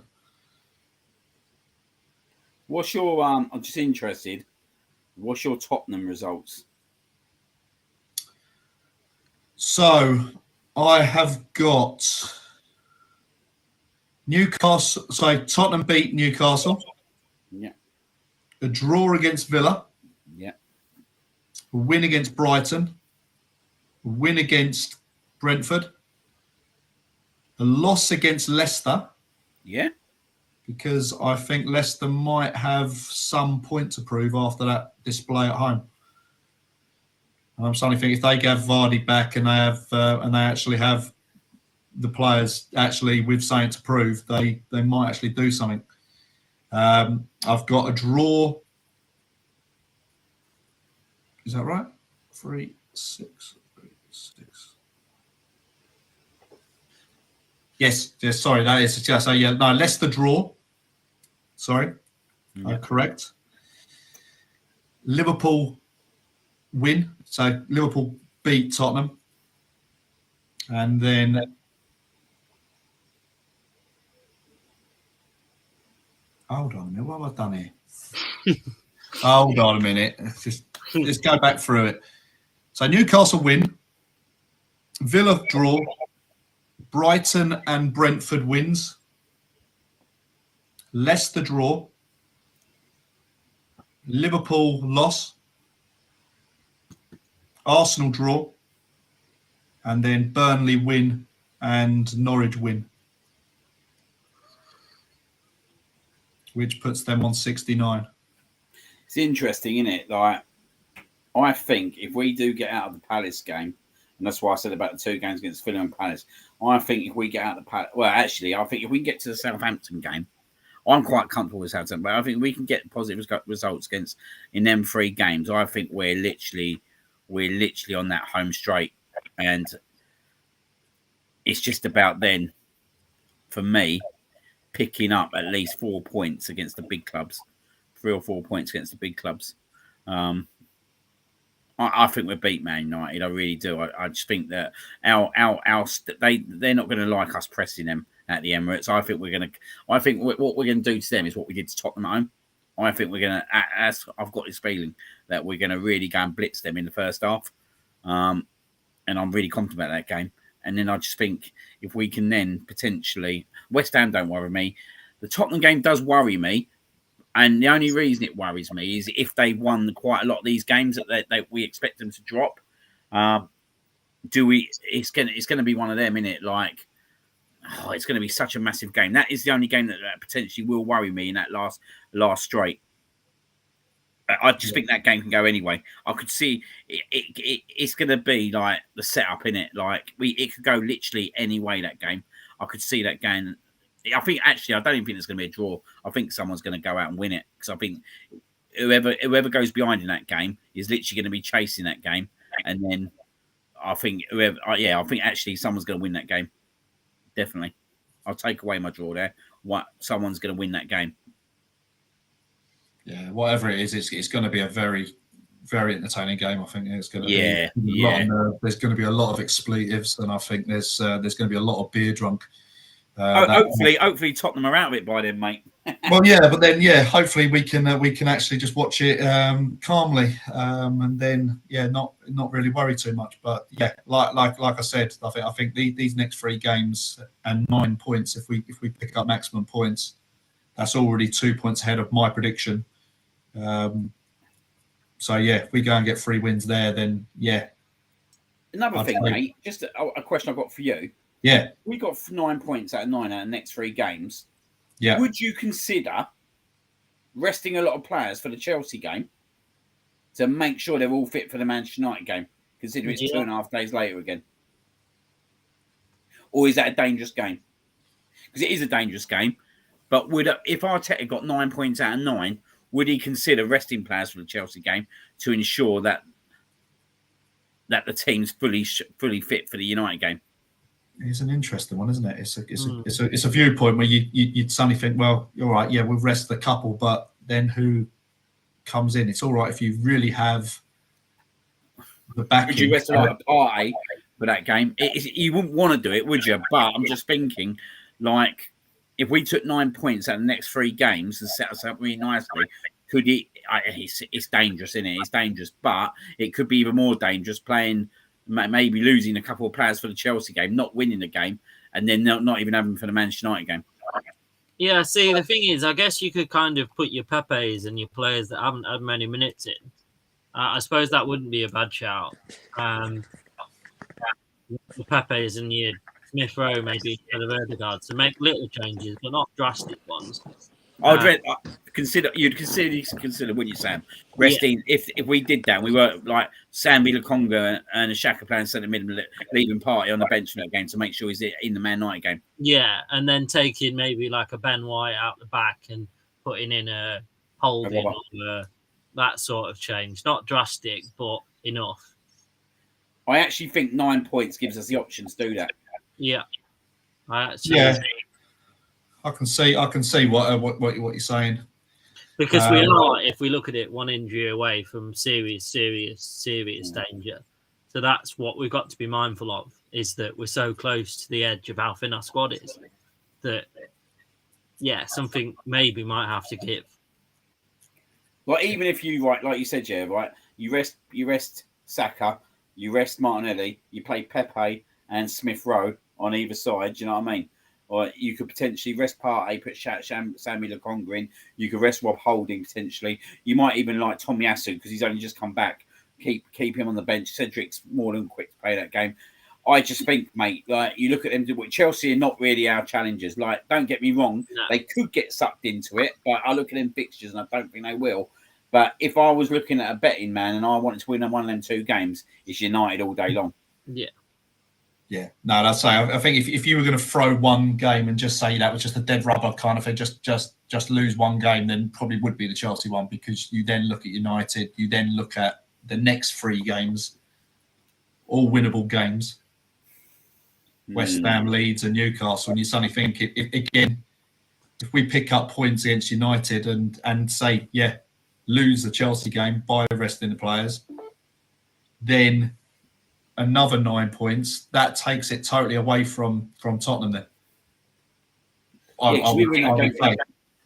that'd be 12. We're 6 points ahead of them, whatever happens. Yeah, so that'd be 21 points. So that would be, you'd be on 75 points straight away. So if that was my prediction, so you'd have. You look at the West Ham and the Everton games that Chelsea have got, and they're not games that are going to be easy games. Even the Wolves game after that, you've not got 3 easy games there. So it only takes a draw to put us right back in if we was going to win all of the games that we think we're going to do. Yeah, I had Chelsea to draw only Everton and Wolves. I'll tell you what though, the Everton games away from Man United and Chelsea ain't easy though. Still, they've still got something to I don't think Everton will go down still. I hope not. To be honest. I don't think they'll go down. I think they've Well, got enough in there to the end of the season to pick up the game. They're the only. I saw a stat. They're the only team that have never been relegated from the Premier League or the First Division. Yeah, they are. So it would be sad for footballing terms to see a team like that go down. I don't think they'll go down, mate. I think with Richarlison and Calvert-Lewin, that they'll have enough in certain games. And I tell you what, they're not easy games for Man United and Chelsea to go there, especially when they need the points. That's why I'm a little bit worried about our last game if they're still in that fight. Which I don't think they will be, mate, by that last game. Yeah, I hope not. I really don't. Do you know what? If I was to say a team that will go down there more, I think Leeds longer term will be the team to be in that bottom three. Yeah. Yeah, so that was a bit of fun. Did you enjoy it? Yeah. Interesting when you look at the games. I'm just really hoping that Tottenham struggle in them 3 away games from the next 3 away games. I think that's going to be massive for us. Yeah, I don't like predicting too far ahead. That's why it's really tricky. Because the thing is, if we don't get it now, I'll blame myself because I've kind of, I've done it because I've kind of said, it might happen. So then I'll go, it's my fault. You've said we've just lost the league by like 2 points with your predictions. I'm only joking. No, sorry. To be fair, though, like, if you look at the form guide over the last 3 months, definitely, like, if we don't get top 4 now, like, when you look at the form guide, look at, like, does Tottenham or Man United at the moment, could you guarantee that they're going to go and win 8 games in a row? Well, they haven't done it all season, so what makes me believe that they're going to start doing it now?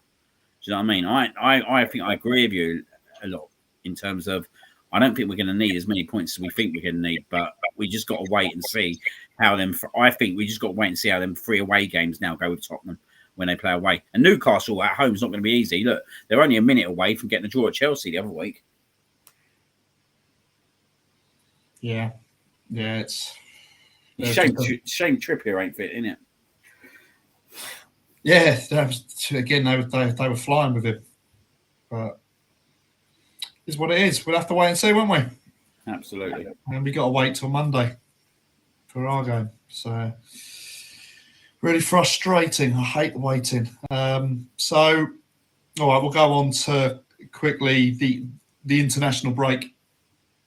I don't know if you saw the goals.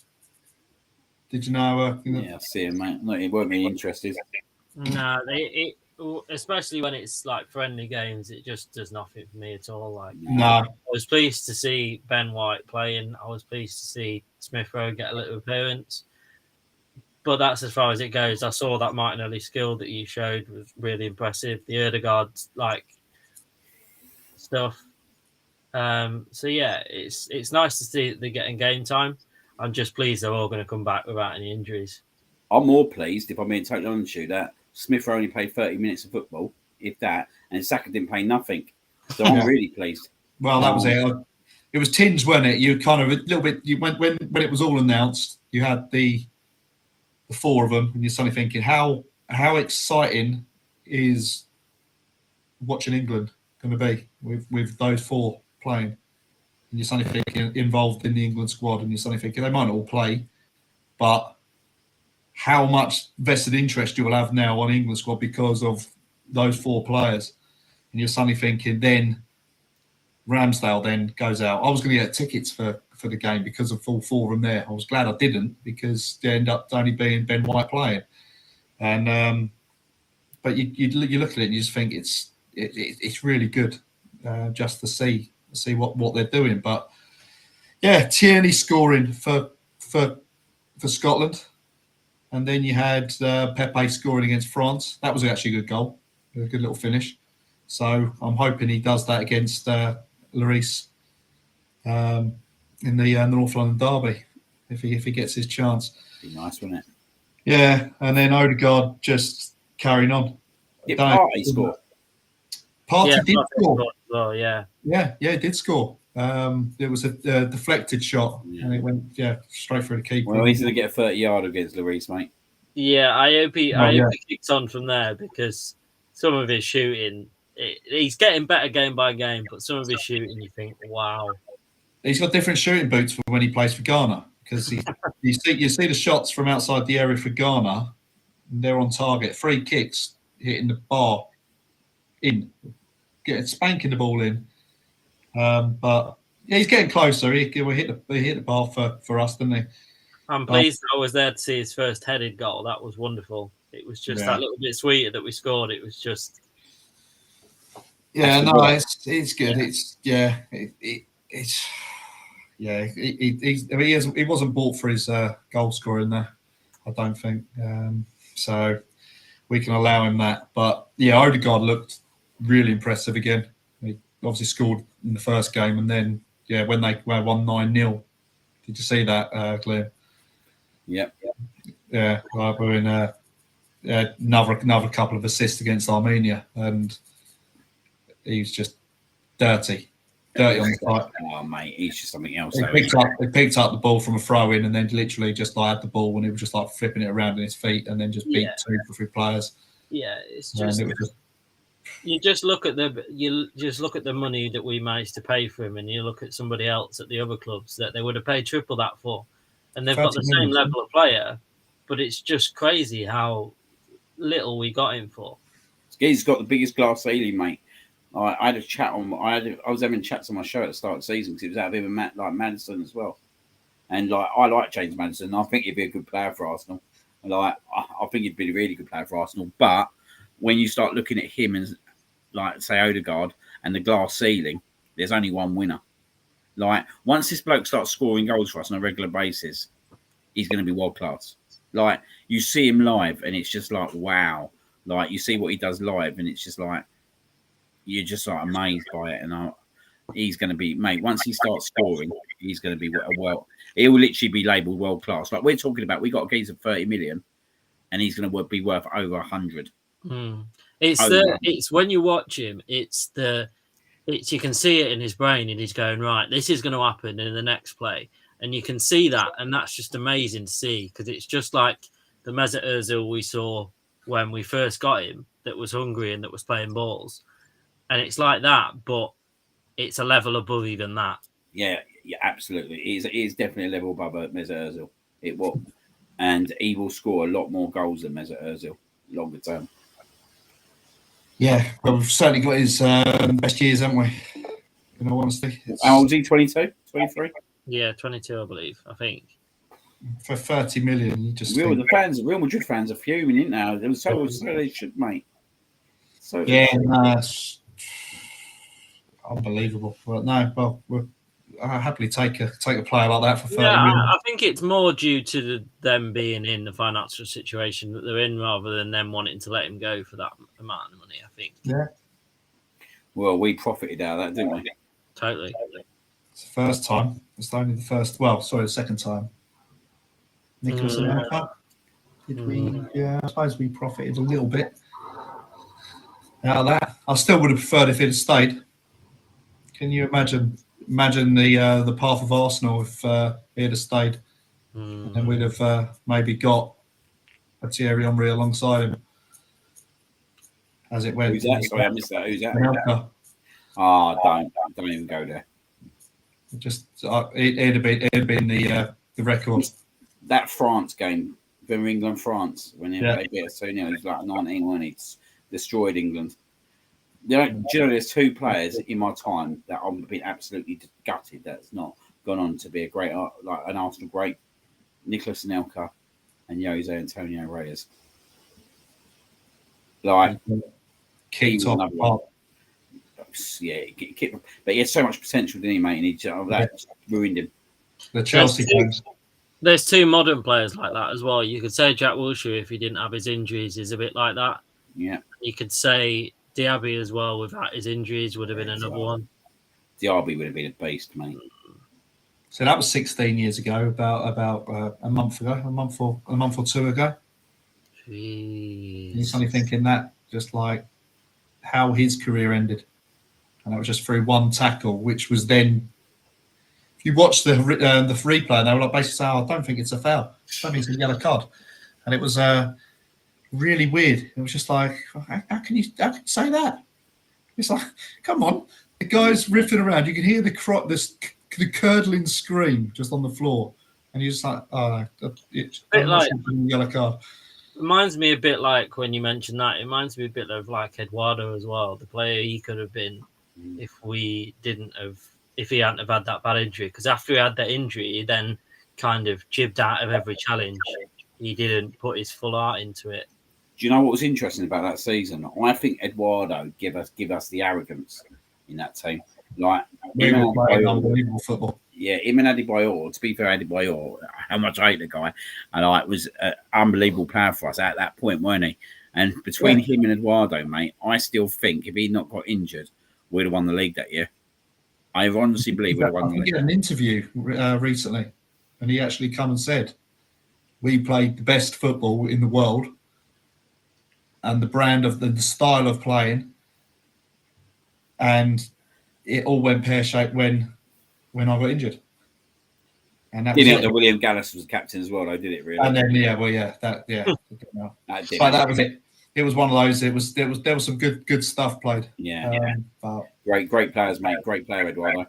Yeah. Just another shame. But yeah, like you said, I think the fact that the boys didn't get used hugely in the international break is good. Xhaka, all right, played 90 minutes against England. He played a half against the other team. He's got an engine on him, though, mate. 60 minutes. Oh yeah, he'll always play. White obviously had 45 minutes in that Ivory Coast game. I think that's a positive though, because it means he can come back and cover in at right back if we need him as well. Yeah, well, I look, even Martinelli only had 45 minutes, and you're suddenly thinking, well, Brazil could have potentially have flogged him. So he's obviously had the travel and then flogged him and played him. But in theory, he's actually just had 2 cameo roles, and he's just had the little bit of travel. So hopefully he'll come back really nice. One other good thing was Balogun as well. He scored 2 for the under-21s. Try not to get too excited because of Eddie Nketiah's record there. No, I know. But again, he then talked about the Middlesbrough loan, and he's like saying how he loves it and how he loves the progression from being he's outgrown academy to then play men's football, and he's really enjoying it and feels like he's really filled into those boots and realizes how important it is to work to keep the ball and to basically make sure you're working damn hard to keep it, certainly in the championship. So good to hear from him as a youngster. But I think the championship mould you. The same happened with Smith Rowe, didn't he? Because he was at a championship club. He went to Huddersfield, didn't he? Because the fans are so brutal as well in those clubs. If you make the slightest of mistake, that's it. You cast out the team sometimes.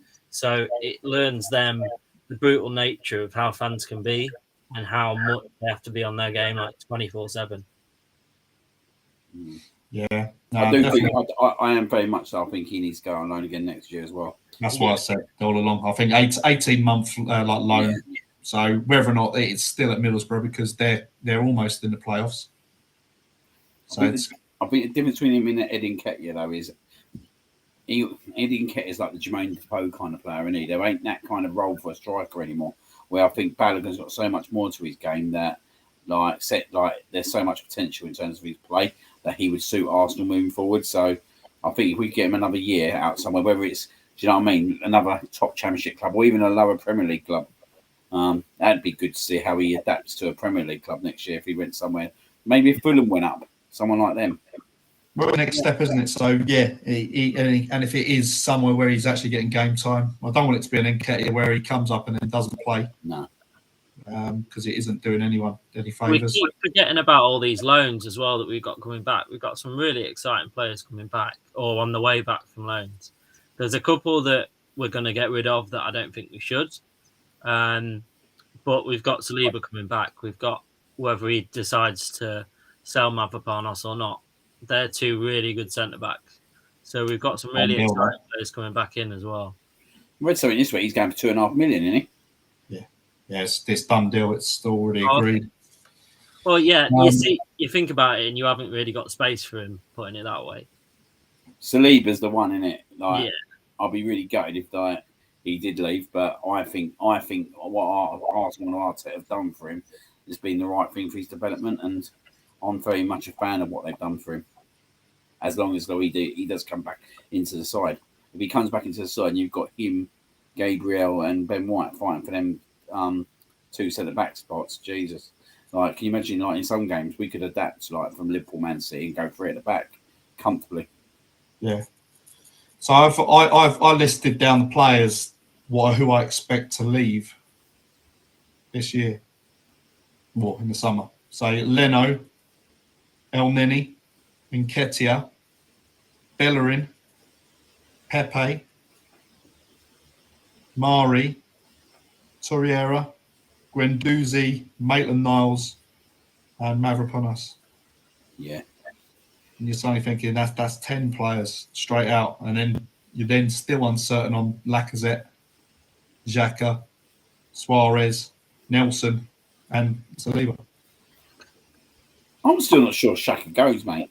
No, but I'm still wondering if someone does come in for him, whether or not we do suddenly say, well, all right, unless we've obviously got our hands in those little baskets for those players that we need to get in, and we're confident of getting in the right player. But I don't want him to. But I've just felt that sneaky feeling. I want to get both your views on Guendouzi going as well, because I'm going to be quite disappointed on that one, because I know he's a bit of a character behind the scenes, but I think sometimes you need that, and I think him and Partey would work really well together from what I saw when he was playing for us. Anyway, see, I stumbled across a Marseille, a Marseille post from fans, and they were talking about him, and let's say they weren't all positive about how he plays.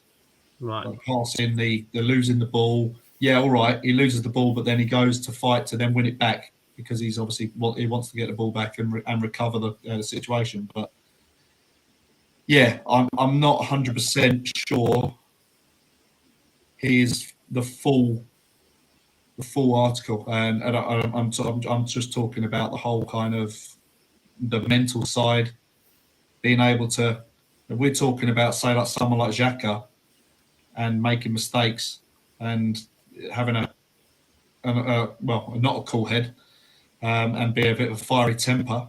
Then Guendouzi is that, isn't he? He's one of those, and we saw it in that Brighton game, and it's not something that you want really around youngsters. Yeah, certainly. If he's going to people from another club and rubbing their noses in about the money and all sorts, what's he doing behind the scenes? How much trust do you have in him from going to one of those youngsters or whatever, like, and just really rub it in and start giving it all that? So you look at it, and it's that's potentially why, because I just don't think he is that kind of role model. I think Conga is like more the complete version of him by the looks of it, and the less kind of fiery. So I guess you've got that to back up on. But here's my question to you, Sam, on Guendouzi. If he was that good and he's going to leave us for 8-9 million, why is he going to Marseille? Why is he not going Real Madrid? Why is he not going Barcelona? Why is he not going Paris Saint-Germain or Borussia Dortmund or Bayern Munich? Why is he not going there? Because he's a bad egg. And unfortunately, we were surrounded by bad eggs at that point. And I don't think it was all his fault, but I think Mesut Ozil played it very cleverly, getting him on side as well. And it's very interesting when Guendouzi left that Ozil piped up. I just think that he was basically part of that old regime, the old clique, and I'm quite glad that he's not going to come back, if I'm being totally honest. He was a good player. I loved his enthusiasm. And I think he could have gone on to be a really good player for Arsenal, but he's very much that old clique. And yeah, I think it's just good riddance, really. And I think it just sums it up where he's at Marseille. If he was that good, there'd be a massive club in for him for £8 million. Yeah, that's the point. Yeah, no. I do say you want that kind of enthusiasm, don't you? All across the park, and the youngsters have shown it in what they do, but it's in the right ways, isn't it? It's that little kind of way of showing how to play. The enthusiasm comes from how you play football. If you can get £9 million that's invested in somewhere else, then you look at it and you think, well, you've got Lokonga there as the kind of younger prodigy sort of type player. So I guess you kind of look at it as 9 million to spend somewhere else. Well, look, they're talking about Yuri Tillemans now, 25 million. Yuri Tillemans, 25 million. You take that 9 million, do you know what I mean? You've only then got to play 16 million for Yuri Tillemans. Yeah. No brainer for me. Absolute no brainer. More complete player. I think he'd be absolute ideal in that number 8 role, the way he plays in front of Partey. I think he'd be absolute ideal. I really hope that we do go for him. Yeah, it'd be interesting. There's lots of players now being, as we know, it's about 48 strikers that we've been linked with. I think you could spend another however long we've been here just talking about the players that we'll be linked with over the summer. So we won't do that. But unless you want to. No, I meant for another time. I meant for potential other time. No. The last thing was about the process, and we trimmed the squad. How do you rate that kind of, or that business, or what we've done? Obviously, it's bold and it shows a statement of intent from Arteta, because he wants the players that are bought into his philosophy, his way of playing. But how well do you reckon Arteta's done with what he's done, or is he just crazy? No, I think he's done with the limited resources that he's had, apart from this last transfer window. I think he's done amazing for what it is. But here's where my viewpoint changes. I think it's reached the level where he needs to still be at the club, but he needs to now give it to someone of a real high end manager. But I think he still needs to be there because it's his process and he deserves to finish it, if that makes sense. But yeah, I imagine that's the one that I said would cause mass disruption. Yeah, is that a backward step though? Would you say for your relinquished control of the group that you've brought your philosophy and your way of playing, the identity, you then bring in another manager who has his own ideas, because you're not going to get a carbon copy. He'll want his own players.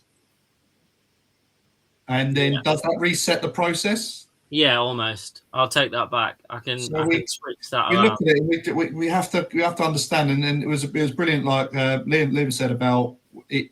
It is similar to how Liverpool were with Klopp, and Klopp had 4.5 years before Liverpool actually achieved something. He identified a couple of players that he needed in that last year that Liverpool weren't needed, and that was a goalkeeper and then the central defender. Went and got them. Yeah, he was helped out by Coutinho's fee. But what is it? 2.5 years for Arteta now? 2.5? It's 2.5, isn't it? It's December. Yeah, I think. Was it 2? 2.5 years.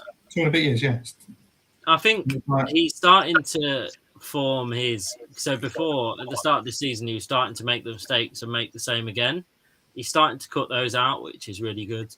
But yeah, I might have to rethink my answer after you just made that point. Yeah, but we talk about mistakes, and doesn't every manager make mistakes through substitutions? He might make a substitution one game, and it turns out to be an absolute unbelievable decision. A goal scored by the substitute within a couple of minutes, to putting on substitutes that do nothing to the game, like say on last weekend. And you're suddenly thinking, well, yeah, there could be one time he might have put Pepe on, and all of a sudden he's just come danced into the box and just scored in the corner. But you're suddenly thinking, these little mistakes, any manager can make mistakes. Yeah, it was just like the repeated granted, it's taken out of his like managerial style now, but it was at the start of the season when he was making a mistake and then making the same one again. But I think that's come out of it now. So I think, yeah, I take that back. I think he deserves to have a fitting end or a fitting continuing of what he started, because that's only fair that he's actually put us in the position where the squad's trimmed and we've got rid of the players that we needed to get rid of from past managers. So I guess that, yeah, I think I'll take it back. You've got to stand behind whatever your club believes is fit, and you've got to support that. So, yeah, no, I can understand your points, but yeah, no, I think it's just I think we just have to give him that time and been able to complete what he needs to do, because they will take time, and we've seen players on loan, say for instance, there's still the decay in that squad at the minute where they're still pulling on the resources, and Arteta clearly doesn't think that they are what he needs. Much like Liam said as well, he's starting to build like this connection between the fans and the players, because he knows again what it means to play for Arsenal. So he gives the fans that same energy that he used to get from the fans as a player. So I think that's a really positive as well, that we wouldn't get in a manager that we bought in from somewhere else. What are you thinking, Liam? Well, the process looks much more rosier than we did it this time last year. This time last year was back to protest outside the stadium because of Stan Kroenke. And don't get me wrong, I ain't a Stan Kroenke fan, never will be. I don't think what they've done in the club over the last 8-9 years has been a success whatsoever. But you got to remember, when they appointed Mikel Arteta, it weren't a short-term replacement. When they recruited Mikel Arteta, was probably the most biggest risk our Arsenal Football Club's ever taken in appointing a manager who's never managed a football club in his life. Like, we're talking about Arsenal. Like, we're a massive, big club, a big franchise across the whole world, and we appointed a manager who's never managed in the club before. So when we appointed him, it was for the long haul. He brought himself time, didn't he, with the FA Cup win? He was massively on the ropes last year. The ball stood by him. He could have easily gone in that run before the Chelsea game. And that's why I say that I think Smith Rowe kind of saved his job in a lot of ways. And I think that doesn't get highlighted enough in terms of what that kind of inclusion into the team brought to that team. I think this year, if you said to me that it was going to finish in the top 6 and back in your UEFA Cup at the start of the season, I'd have bit your hand off. Because realistically, you looked at Man City, Man United, Chelsea, Liverpool, and you even looked at Tottenham, and you thought, them 5 clubs are ahead of us at that point at the start of the season. And then you looked at Leicester as well, and you thought potentially that they're still ahead of us because we still finished quite a few points behind them last year. But he's totally kind of turned it around. And I think what he's done is he's got that big win against Tottenham, which was massive at the time after the first 3 games, where he had, to be fair, he had a lot of scope and a lot of reason why he lost them kind of 3 games for me. Like the Brentford was just a freak, weren't it? Like, we had so much COVID. It was a Friday night, first game Brentford would come back. And then we had Man City and Liverpool, the 2 best teams in the country. No one's beating them this year, apart from themselves, you know what I mean? And then you look at what he's done after that, and he's gone on and he's beaten Tottenham, blitzed them off the pitch. He's done the same thing to Aston Villa. And he started to get a style into the team, didn't he? And he started to get a kind of a brand. And then he's identified and he's managed the Aubameyang situation as quickly as possible and as effectively as possible. And for me, that is the point that's going to make him a manager, is how he's dealt with that situation. Like, we're talking about, look how long it took us to deal with the Mesut Ozil situation.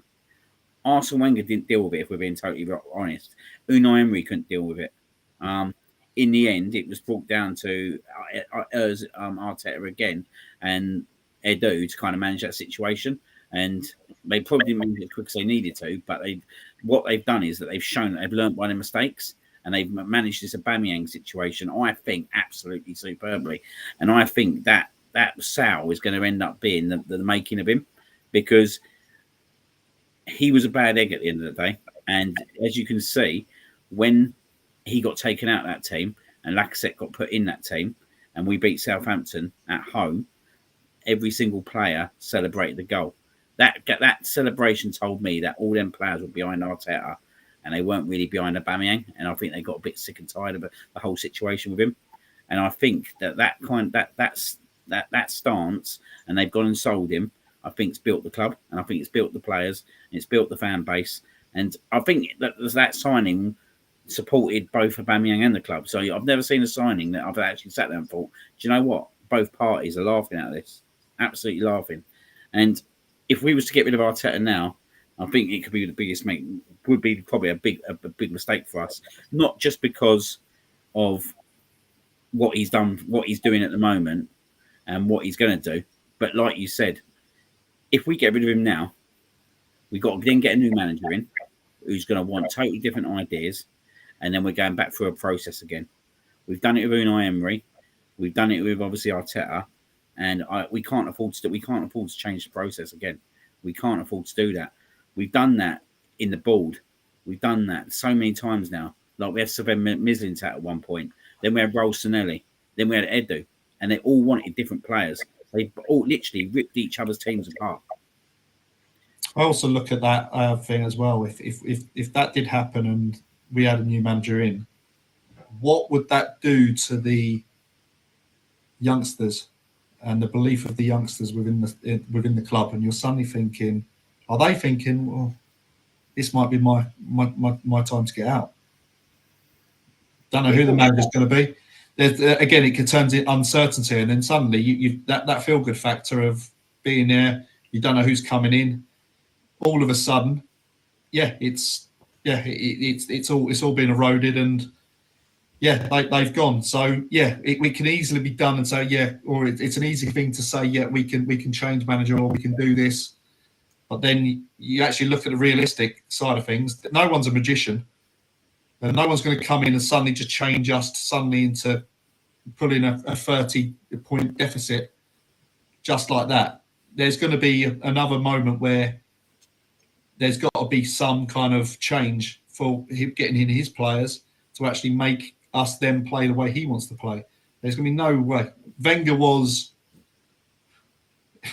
he was a little bit different. He was lucky with what he inherited. Certainly at the back, he had the foundation, like Arteta's now built at the back, where he's got a good back five. Now he's got to build those ingredients above to make us into that kind of that quality unit again. I look at it. I think we are on a good path. We've just got to embrace it. And I say this. I had my note down. This next transfer window is the most important transfer window in this current era of Arsenal Football Club.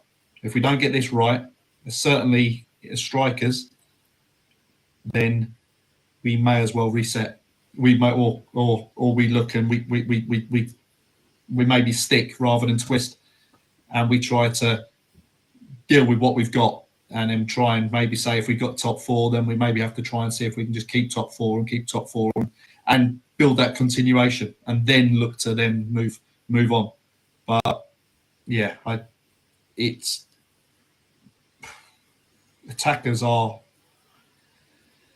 the most important. And as I say, we could have bought an attacker that he didn't really trust this year. And we may have spent 20, 30 million pounds on a striker that potentially might have been injured, might not have scored many goals. And then we'll be looking and say, what a waste of money. Why did we sign him for? But then Arteta's argument will be, well, I weren't really in favour of him. My first choice went somewhere else. We got top four now, right? Honestly, we get top four now. We're in the best situation that we've been in since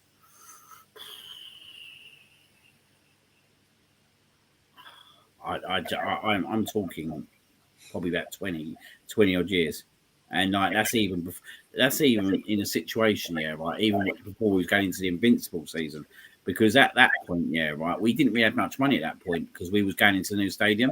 We're in a situation, if we get top 4 this year, right, we've literally got no wage bill, we've got no stadium to worry about, right? We've got the Champions League money, and we'd also have the situation, right, where we can kind of compete for good money in terms of wages for like some really top players, and we can compete with that. That was the whole reason why we moved out of Ivory to come to the Emirates. It's taken a long time, but what I think they've done is if this pulls off now and they do get top 4, we're in an incredible situation, and we're in for an incredible summer. I'm honestly assured of that if we get top 4, because the wage bill's been cut to pieces. The playing staff's been cut right down. Do you know what I mean? We're in the process of probably getting rid of the last lot of players that Arteta don't want, like the Guendouzi's, the Torreiras of this world. Do you know what I mean? And we've got such a great young crop of players coming in that I would say if we get top 4, and you're going to laugh what I'm going to say, be very, very excited. Don't say be excited, because we've had that one before. No, but we was never in a situation then where if we get there now and we do get top 4, I would be very excited because I can see the process and the model that they're going to. I can see what they've done last summer. I can see what they've done. January was the eye opener for me. I was as disappointed as you all were when we got no one on transfer deadline day. But I can see the process and I can see why they've done that. And if they do pull this off and get top 4, I think we're in for a massive summer. Yeah, no, I think it does gauge, doesn't it? You have to see the amount of money that we get from qualification and difference. So that's the only way that we're going to have money to spend, because it isn't going to be Kroenke that puts his money in. He isn't going to break a habit of a lifetime of not pumping his own money. So yeah, more money in the coffers for the club, then it means that we might be able to spend more. But I'm hoping agent Odegaard comes around and he talks his best mate into coming up to us and seeing what we do. Obviously, Aubameyang come and done that journey, didn't he, from Dortmund to Arsenal? So yeah, let's hope. But it would make one hell of a statement, though. Absolutely, he's very good. Certainly in that caliber player, but. I don't know. There's going to be a lot of competition, I think. I think we were looking at Martinez in the summer. That's the one for me that I'd be looking at, because you've got less interest around him, and I think he's a top quality player from what I've seen. Because I don't think realistically that when you're up against Haaland and you've got the wages that City are going to be able to offer, we can offer now. We've got rid of Aubameyang, we can offer quite a bit. But it's still not going to be a shadow on them, I don't think, unfortunately. Yeah, it doesn't. It depends on what the player wants, doesn't it? And it's been talked that he wants just a project rather than say maybe the money side of things. He wants to come into something. So that's the summer. At the end of the day, we just got to get behind the lads now, and. 10 games to go. That is it. That is all we've got to do now. 30 points to play for. It's a shootout. How many points can we get? But no. John's in the chat. I think we're gonna wrap it up after this. But John said, as much as I was looking at top 8 being our best hope, Arteta has happily proved me wrong. I think if we don't finish in top 4, it's going to leave us vulnerable next season. Vulnerable, I imagine, the lack of funds and the, I suppose, not being able to attract those players. But as I say, I still think that might just be stepping stones where suddenly we're still going to be looking for players that are going to be improving what we've got currently, because we've got to fill out the squad. That doesn't make us weaker. It just means we've still got to get those players in, but maybe not as many as what we originally thought we might be able to get, being in the Champions League.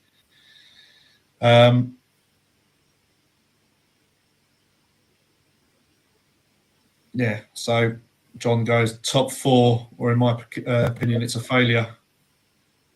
It's in our hands. But I think it's the position we're in now sums it up, doesn't it? It's in our hands, and it'd just be a disappointment, wouldn't it? More than anything.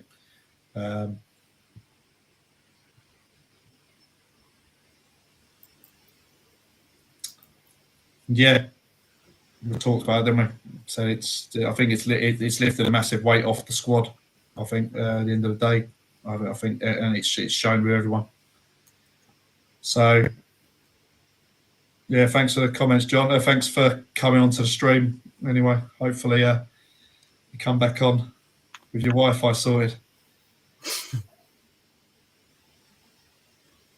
And then he said we get 25 out of the 30. So 25 out of 30, 79 points. I've got 80.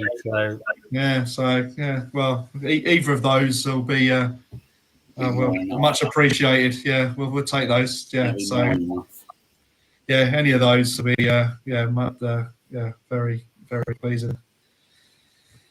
And last of all, Champions League Ireland, all good. So he's coming. Football's coming home. So that's it. I think, lads, it's been a pleasure. Thanks for coming on. I didn't expect it to go on this long, but I think we've kept it pretty decent. There's been some good points, but yeah, that's all of it for tonight then, guys. This is in the North Bank. Thanks to Liam and Sam, and this was the master plan. Take care.